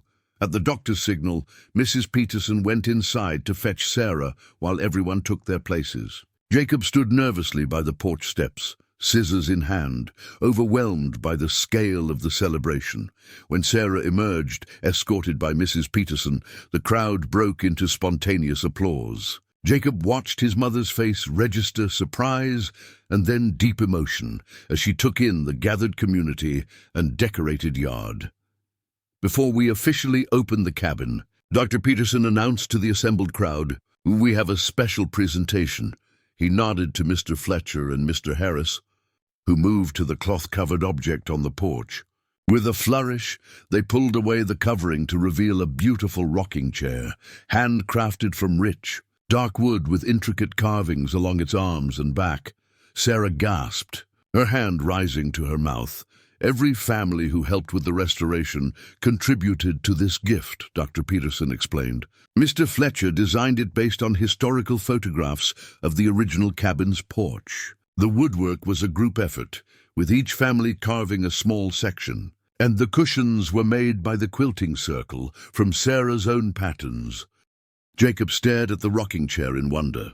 The craftsmanship was exquisite, but more moving was the thought of dozens of hands working together on this single piece, creating something beautiful not from necessity, as with the cabin repairs, but purely as a gift of gratitude and respect. "It belongs right here," Mr. Fletcher said, patting the chair's arm, "where Sarah can watch the sunset and enjoy what you two have built together." With gentle insistence, the crowd encouraged Sarah to try her new chair. As she settled into it, fitting perfectly against the carved back, someone called out, "What about Jacob?" "Where's his seat?" Mr. Harris smiled. "Jacob hasn't learned to sit still long enough for a rocking chair." The crowd laughed knowingly. "But we didn't forget him." From behind the refreshment table, Mr. Carver produced a smaller package. Inside was a wood-carving set of professional quality, tools that Jacob had admired but could never have afforded. "For the artist we discovered during this project," Mr. Carver said gruffly. "Your father had talent. You do too. The official ceremony that followed, the ribbon-cutting, the speeches, the Historical Society's plaque unveiling, all passed in a blur for Jacob. What remained crystal clear was the image of his mother in that rocking chair, her face peaceful in a way it hadn't been since before his father's death, surrounded by people who had become more than neighbors. Later, as afternoon stretched toward evening and the celebration continued around them, Jacob sat on the porch step beside his mother's new chair. The rhythmic creak of its runners against the porch boards created a soothing backdrop to the community's cheerful conversation. "Dad would have loved this chair," Jacob said quietly. Sarah nodded, her hand resting lightly on Jacob's shoulder. "He would have loved all of this, what you started, what it became." From this vantage point, they could see not just their restored home, but the expanded clearing where community events would now regularly occur. The small addition being built to serve as the monthly medical outpost, and most importantly, the faces of people who had transformed from strangers to something like extended family. "We didn't just fix a cabin," Sarah said, her voice thoughtful. "We rebuilt a home." Jacob leaned against the rocking chair, feeling its solid craftsmanship, understanding that it represented something profound, not just a place to rest, but rest that had been earned, security that had been achieved through collective effort and care. The cabin would always carry the legacy of Michael Mason's hands. But now it carried something more, the imprint of an entire community and the story of a boy who had refused to let his home, or his hope, collapse. August painted the mountains in lush greens and vibrant wildflowers, the height of summer's abundance, creating a striking contrast to the barren landscape Jacob had faced just months earlier. Behind the cabin, what had once been an overgrown tangle of weeds now stood as an orderly vegetable garden, its neat rows promising sustenance for the coming fall and winter. Jacob knelt in the rich soil, carefully thinning carrot seedlings as his mother had taught him. Beside him lay a collection of small paper packets, handmade envelopes containing seeds his great-grandmother had brought to this mountain nearly a century ago. Sarah had discovered them in a forgotten cedar box while organizing the newly renovated pantry. "These varieties are adapted to our specific conditions," she had explained, showing Jacob the careful handwriting that identified each type. They'd been growing on this mountain for generations. Now, those heirloom seeds were creating a living connection to their family's past. The beans climbing trellises by the south wall came from the same lineage as those that had fed Jacob's ancestors during their first difficult winters on this land. The squash, spreading its broad leaves across the garden's eastern section, carried genetic memory of countless mountain harvests. "How's it looking?" Sarah called from the porch, where she sat in her new rocking chair, shelling peas into a wooden bowl. "Good," Jacob replied, wiping sweat from his forehead. "Tomatoes will be ready next week." His mother's improved health had been the summer's greatest blessing. Though still thinner than before her illness, Sarah now moved with renewed energy, managing the household, while Jacob divided his time between garden work, school preparation, and the ongoing cabin improvements. The Medical Outpost Addition, a small but efficient room attached to the east side of the cabin, had been completed the previous week. Dr. Peterson would begin holding monthly clinics for mountain residents in September, providing care to families who struggled to reach town services. Jacob had just returned to his carrot thinning when Emma Fletcher's voice called from the path. "Hello, anybody home?" He looked up to see her approaching with a wicker basket over her arm. Her dark hair braided against the summer heat. "We're in the garden," Jacob replied. Suddenly conscious of the dirt smudged across his clothes, Emma had become a regular visitor over the summer, her initial shyness giving way to confident enthusiasm about the cabin project. Her interest in Jacob's wood carvings had expanded into a genuine friendship, his first beyond the practical associations formed during the restoration work. "Mum sent berry cobbler," she explained, holding up the basket. "And Grandpa wants to know if you'll help with the Harvest Festival display. He's doing a woodworking demonstration and thought you could show techniques for the Historical Society booth." Jacob blinked in surprise. "Me?" Emma rolled her eyes. "Obviously you. You're the one who knows all the old-time methods from your dad's books." The casual confidence in her assessment caught Jacob off guard. Somehow, without his noticing, his desperate efforts to save his home had transformed him into someone with valued knowledge to share.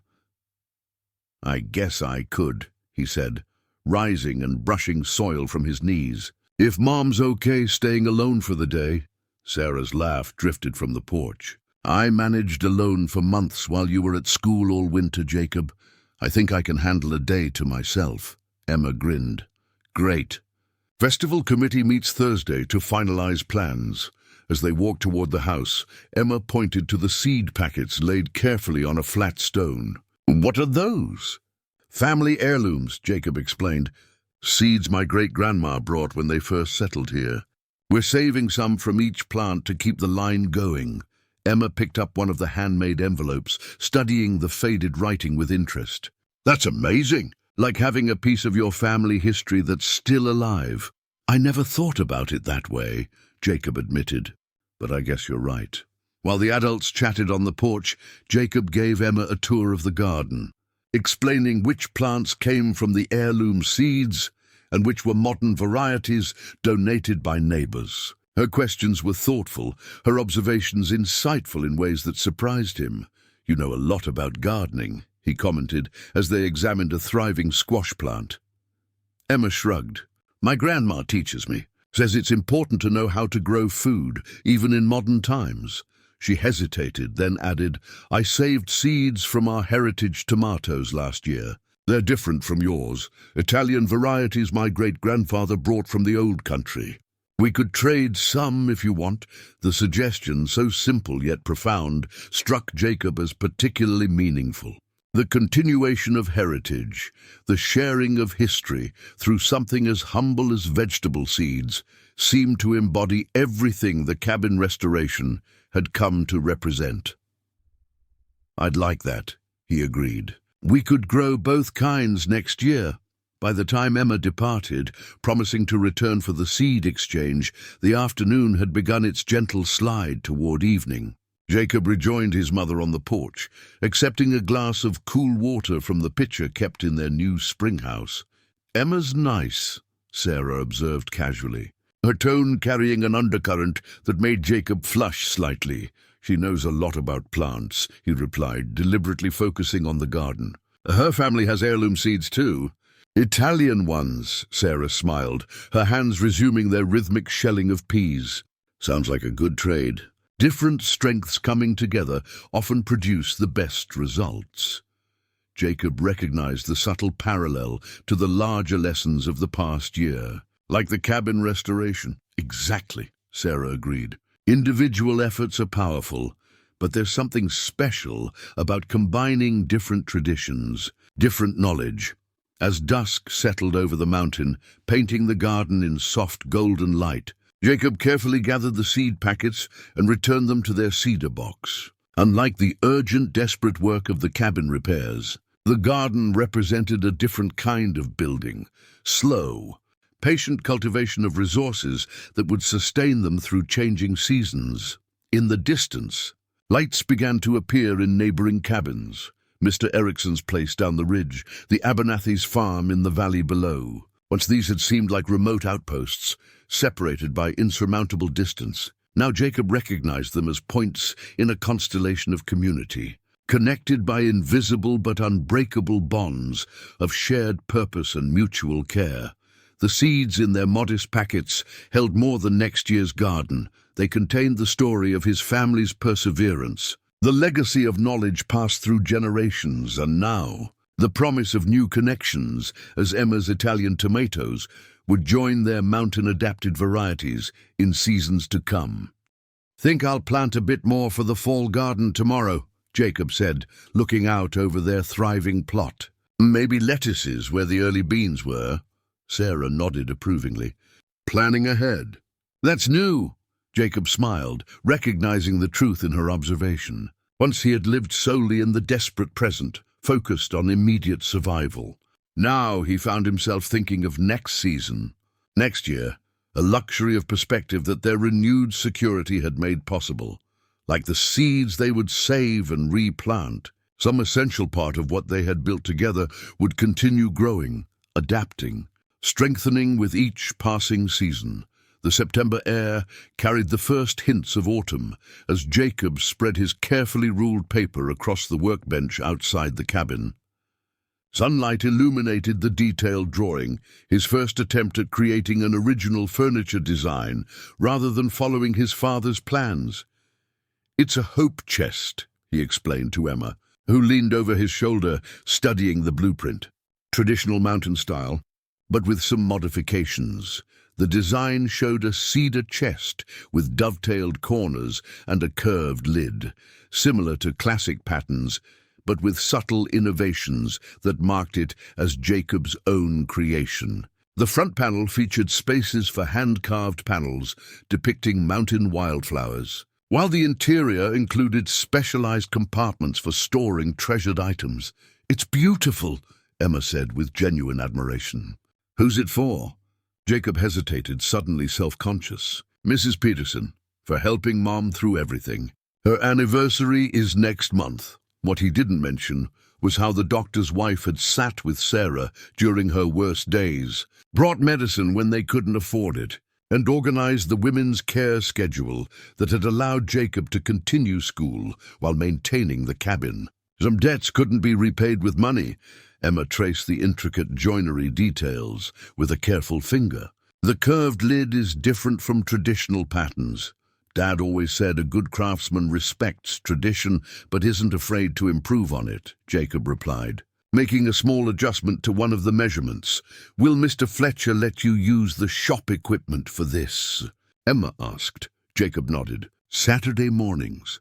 He's teaching me how to use the lathe for the decorative feet." The arrangement with Emma's father had developed organically after the cabin restoration. Recognizing Jacob's unusual talent, Mr. Fletcher had offered workshop access and mentoring in exchange for Jacob's help with smaller jobs that benefited from his precise handwork. The informal apprenticeship was transforming Jacob's desperate self-taught skills into professional craftsmanship. "My grandpa wants to know if you'll consider entering the state woodworking competition," Emma mentioned casually. "Junior division has a scholarship prize." Jacob looked up from his blueprint in surprise. "Me? He says your joinery technique is better than most adults he knows," Emma continued, clearly enjoying Jacob's stunned expression. Before Jacob could respond, Sarah called from the porch where she sat with Mrs. Abernathy, both women working on preserving the garden's abundant harvest. "Jacob, could you help carry these canning jars to the cellar?" As Jacob carefully stored the blueprint in his father's old leather portfolio, Emma's grandmother arrived in the clearing, bearing yet another basket of late summer produce to contribute to the canning effort. "Your tomato sauce recipe is famous for a reason." "Sarah Mason," Mrs. Fletcher declared, joining the women on the porch. "I've brought more basil from our garden for this batch." The easy camaraderie among the women, once unimaginable during Sarah's isolated illness, had become a regular feature of cabin life. The restored home had transformed from a symbol of their private struggle into something of a community gathering place, especially on canning days when multiple families pooled resources and labor. Jacob and Emma spent the afternoon moving between helping with the preservation work and refining the Hope Chest design. Mr. Erickson stopped by with fresh trout for dinner, staying to offer suggestions on the blueprint's joinery details. Later, Dr. Peterson arrived for Sarah's monthly checkup, using the new medical outpost room that had already served several mountain families since its completion. "Blood pressure's much better," the doctor reported cheerfully. "And you've gained back almost all the weight you lost last winter." Sarah nodded, her improved health evident in the color of her cheeks and steadiness of her movements. "Having a proper home makes all the difference," she said simply. As evening approached, visitors departed down the mountain path, leaving Jacob and Sarah to enjoy the peaceful twilight from their porch. The clearing, once desolate and overgrown, now presented a picture of thriving order, garden beds neat despite the late-season harvest, woodpiles stacked precisely against approaching winter, cabins standing strong with fresh paint and solid foundations. "Mr. Fletcher's teaching me to use the lathe," Jacob mentioned as they watched bats begin their evening dance against the darkening sky. Sarah smiled. "Your father would be pleased. He always said you had a good eye for wood." "Emma's grandfather thinks I should enter a competition," Jacob added, still processing the unexpected suggestion. "There's a scholarship prize." Sarah's expression softened. "College?" The word hung between them, a possibility that would have seemed absurdly remote during last winter's desperate struggle for basic survival. "Maybe," Jacob acknowledged, "if the chest turns out well." Sarah reached for his hand, her fingers stronger than they'd been in many months. Whatever you decide, Jacob, you've earned the right to choose your own path forward. Last year, we were just trying to hold on. Now, she gestured toward the cabin and surrounding property. Now we have possibilities again. Later that night, after Sarah had retired to her bedroom, Jacob returned to his workbench, illuminated now by a proper electric lamp, one of many small improvements made possible by the Historical Society's preservation grant. He unrolled the blueprint again, making minor adjustments to the chest's proportions, thinking about what Emma's grandfather had said.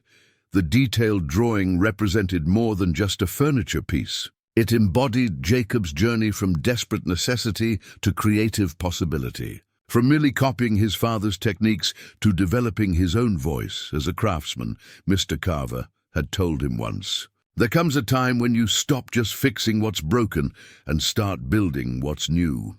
The Hope Chest design marked that transition, a project born not from crisis, but from gratitude, not from fear, but from confidence.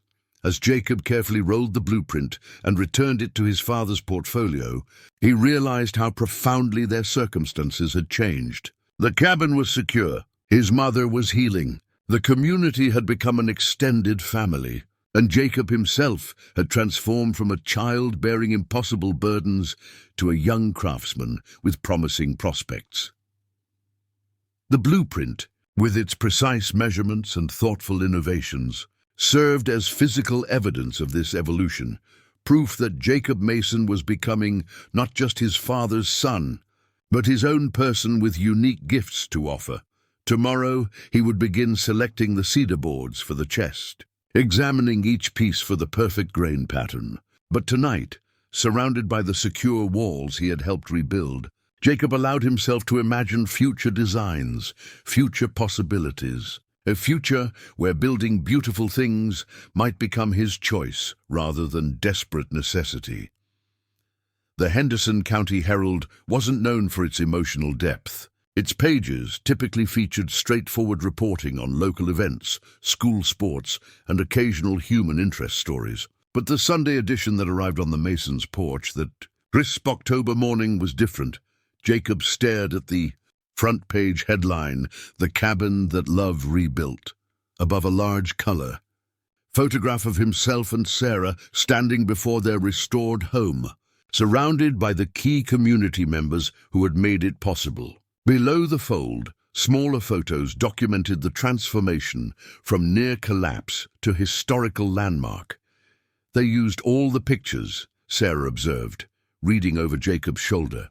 The newspaper had devoted an unprecedented 3 full pages to their story, tracing the cabin's journey from Michael Mason's original construction through the desperate winter repairs to its current status as a community. Gathering place and medical outpost, the reporter had interviewed dozens of townspeople, weaving their perspectives into a narrative that celebrated not just the physical restoration, but the renewal of mountain community spirit.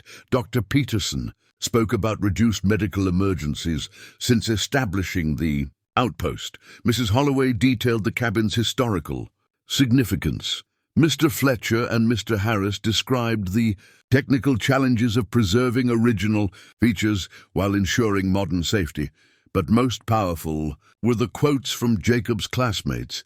Jacob showed us what one kid can do when he refuses to give up, Billy Hargrove was quoted saying. He changed how we think about hard work. Emma's comment appeared beside a photo of Jacob demonstrating traditional joinery techniques to younger children.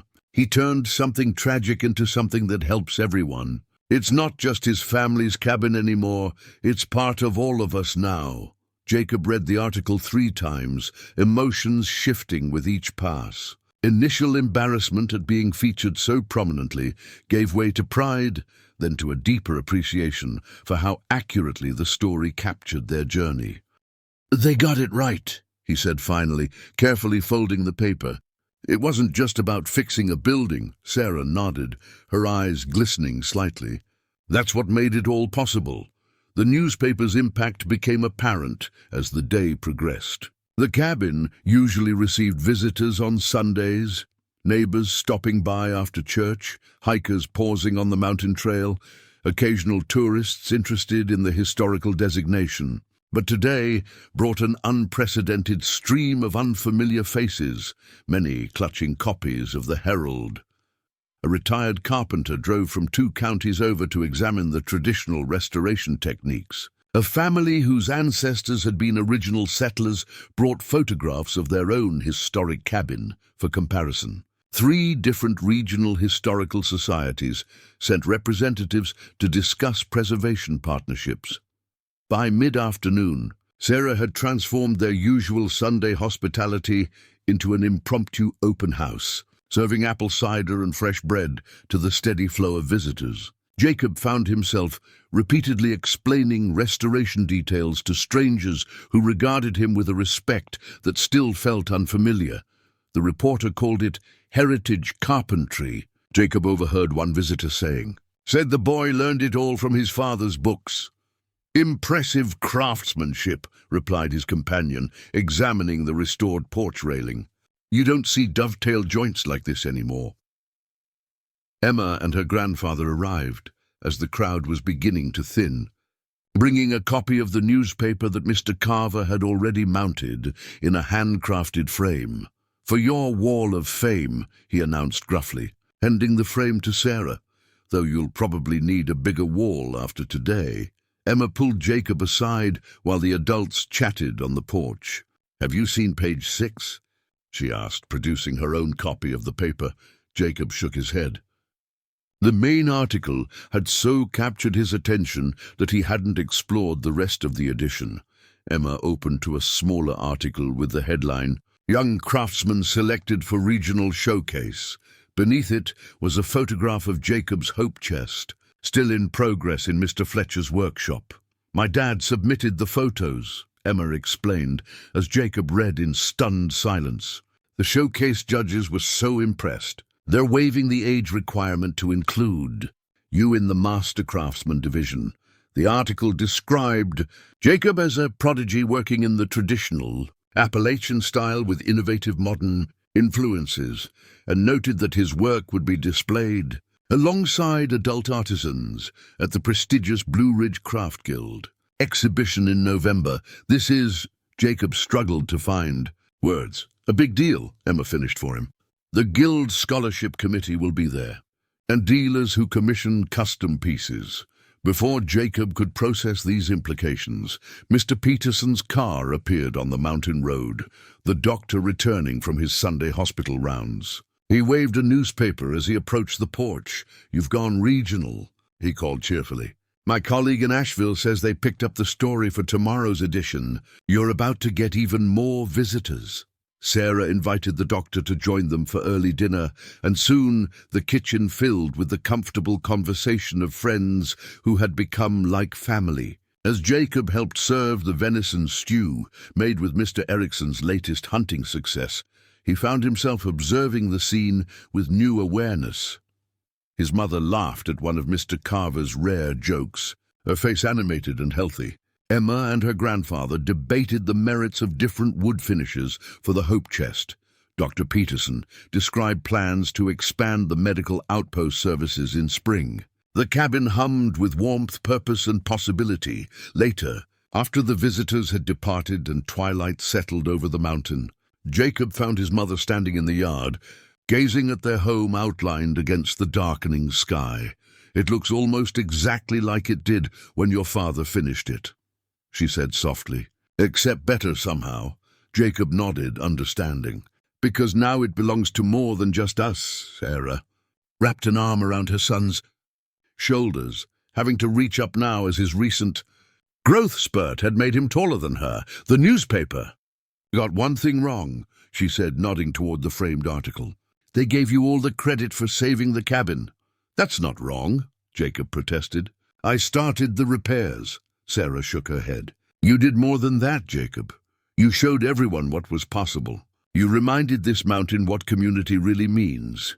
As stars appeared above their sturdy home, Jacob thought about the newspaper spread across kitchen tables throughout the region. Their private struggle transformed into public inspiration. Their family story, now woven into the larger narrative of mountain resilience. The cabin stood as it always had, solid against the elements, a sanctuary in the wilderness. But now it also stood for something more, a testament to what could be rebuilt when necessity met determination, when pride gave way to connection, when one small boy refused to let his mother's home or his community's spirit collapse into ruin. The first snow of November dusted the mountain with delicate white, transforming the landscape overnight. Jacob stood on the porch, breath visible in the morning chill, watching as the photographer from the Blue Ridge Craft Guild set up his equipment in the clearing. "Just a few more minutes," the man called, adjusting his tripod. "The light is perfect right now, captures the historical character beautifully." Sarah emerged from the cabin, wrapped in her best sweater, hair neatly arranged for the occasion. "Is this really necessary?" she asked quietly, smoothing non-existent wrinkles from her skirt. Jacob nodded. "Mr. Fletcher says the guild always documents the craftsmen alongside their work. Tradition, the hope chest, completed. The previous week, after countless hours in Mr. Fletcher's workshop, stood on a simple platform near the cabin steps. Its cedar surface glowed in the morning light, hand-rubbed finish highlighting the intricate carving and precise joinery that had earned Jacob his unexpected place in the prestigious exhibition. The artist and his inspiration should be in the photograph too, the photographer insisted, gesturing for Sarah to join Jacob beside the chest. As they positioned themselves, Jacob felt a strange mixture of pride and humility. 1 year ago, he had been a desperate child trying to hold together a collapsing home. Today, he stood as a recognized craftsman, his work selected for display alongside master artisans. "Now smile," the photographer instructed, ducking beneath his black cloth. "This is a celebration, not a funeral." The comment startled a genuine laugh from both Masons, and the camera captured that rare moment of uncomplicated joy. Mother and son, standing before their restored home, faces alight with the recognition of how far they had come. "One more," the photographer said, emerging from behind his equipment, this time with the cabin as background. "It's part of your story too." As they repositioned, Sarah whispered, "Your father would be bursting with pride today." Jacob nodded, unable to speak past the sudden tightness in his throat. Though Michael Mason's absence remained a constant ache, Jacob had come to feel his father's presence in every restored beam, every carefully crafted joint, every solution found through patience and ingenuity. After the photographer departed, promising prints within the week, Jacob carefully wrapped the hope chest for transport to the exhibition.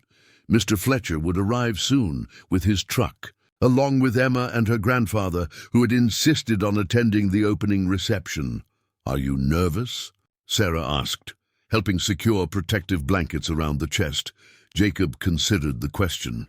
"Not about the chest," he decided. "I know it's good work. But the people, all those experts and collectors, that part's scary." Sarah squeezed his shoulder. "Just be yourself. That's more than enough." The exhibition hall in Asheville bustled with activity as artisans arranged displays and guild officials consulted clipboards. Jacob, overwhelmed by the sophisticated environment, stayed close to Mr. Fletcher as they navigated to their assigned space. "Don't look so terrified," Emma whispered, appearing at his side. "It's just a bunch of old people who like wood." Her irreverence made Jacob smile despite his nerves. When they reached the display area, he was surprised to find his hope chest positioned in the main gallery rather than a junior section. "We display work by merit, not age," explained the guild chairwoman, a stern-looking woman who softened slightly when she examined Jacob's craftsmanship up close. "Exceptional joinery technique, traditional with innovative elements." "Who taught you?" "My father," Jacob answered simply, "and his father before him." The woman nodded approvingly. "Heritage techniques. We're losing too many of those skills in this age of mass production." As they arranged the chest on its platform, Jacob noticed other exhibitors glancing their way, some curious, others clearly skeptical about a child's presence in their prestigious showcase. He focused on positioning his work properly, ensuring the carved front panel caught the optimal light. The opening reception that evening transformed the exhibition hall into a glittering gathering of regional artists, collectors, and craft enthusiasts. Jacob, uncomfortably dressed in his Sunday clothes, stood beside his hope chest as a steady stream of visitors examined his work. "The dovetail joins are flawless," commented one elderly craftsman, peering through wire-rimmed glasses. "And the hidden compartment mechanism, very clever. Are these native wildflower carvings original designs?" asked a woman with a guild badge. "Based on my mother's garden," Jacob explained, gaining confidence as he discussed the technical aspects rather than himself. Throughout the evening, Sarah moved easily through the crowd, proudly explaining their cabin's history to interested listeners. The regional newspaper feature had created unexpected recognition, with many attendees already familiar with their story. As the event neared its conclusion, the guild chairwoman approached with a distinguished-looking man in a tweed jacket. "This is Dean Wallace from the Mountain Heritage College," she introduced. "He's interested in your traditional construction techniques." The dean studied both Jacob and the chest with thoughtful consideration. "The guild tells me you've been documenting historic Appalachian joinery methods," he said. "Our preservation department has a summer fellowship that might interest you. Small stipend, access to our archives and workshops." Jacob blinked in surprise. "But I'm only 9. Age is less relevant than skill and commitment," the dean replied. "The mountain traditions you're preserving predate our modern notions of childhood. Apprentices often began at 7 or 8 historically." Before Jacob could process this unexpected opportunity, the guild chairwoman tapped a glass for attention. The room quieted as she announced the evening's awards. Jacob listened with only partial attention until he heard his name called. Exceptional New Artisan Recognition and Scholarship goes to Jacob Mason for traditional cedar craftsmanship with innovative design elements. The room's applause carried him forward in a daze. The modest scholarship certificate he received represented something beyond financial support. It was formal acknowledgement of his transformation from desperate necessity to genuine artistry. Later that night, as Mr. Fletcher's truck wound its way back up the mountain road, Emma, asleep against her grandfather's shoulder, Jacob sat quietly absorbing the evening's events. The hope chest, carefully rewrapped for the journey home, would remain on exhibition for a month before being presented to the Petersons. "Penny for your thoughts," Sarah said softly. Jacob watched moonlight silvering the familiar landscape, each curve and ridge representing a lifetime of knowledge, struggle, and ultimate triumph. "I was thinking about last winter," he admitted. "How impossible everything seemed. How scared I was all the time." Sarah nodded, understanding. "Fear can be a powerful teacher, but so can hope," Jacob added, the insight crystallizing as he spoke. "The cabin wasn't just saved because I was afraid of losing it. It was saved because I could imagine it standing strong again." As the truck rounded the final bend, their cabin came into view, windows glowing with welcoming light left on by Mrs. Erickson, who had promised to keep the home fires burning during their absence. The structure stood solid against the night sky, its restored silhouette a testament to heritage preserved and future secured. Tomorrow would bring new challenges, school assignments, ongoing improvements to the medical outpost, decisions about the college dean's unexpected offer. But tonight, watching their mountain home emerge from darkness into moonlight, Jacob allowed himself to fully recognize what they had accomplished. They had not merely survived, they had rebuilt, restored, and ultimately transformed both their home and their place in the community. The desperate boy with a hammer had become a young craftsman with a future. The widowed mother fighting illness had become a community cornerstone. And the broken cabin had become not just shelter, but a symbol of what determination, skill, and collective care could achieve. As the truck pulled into the clearing, Jacob reached for his mother's hand, finding it strong and warm against the November chill. Whatever came next, they would face it together, with each other and with the community that had become their extended family. The cabin stood waiting, its lights burning bright against the darkness, calling them home.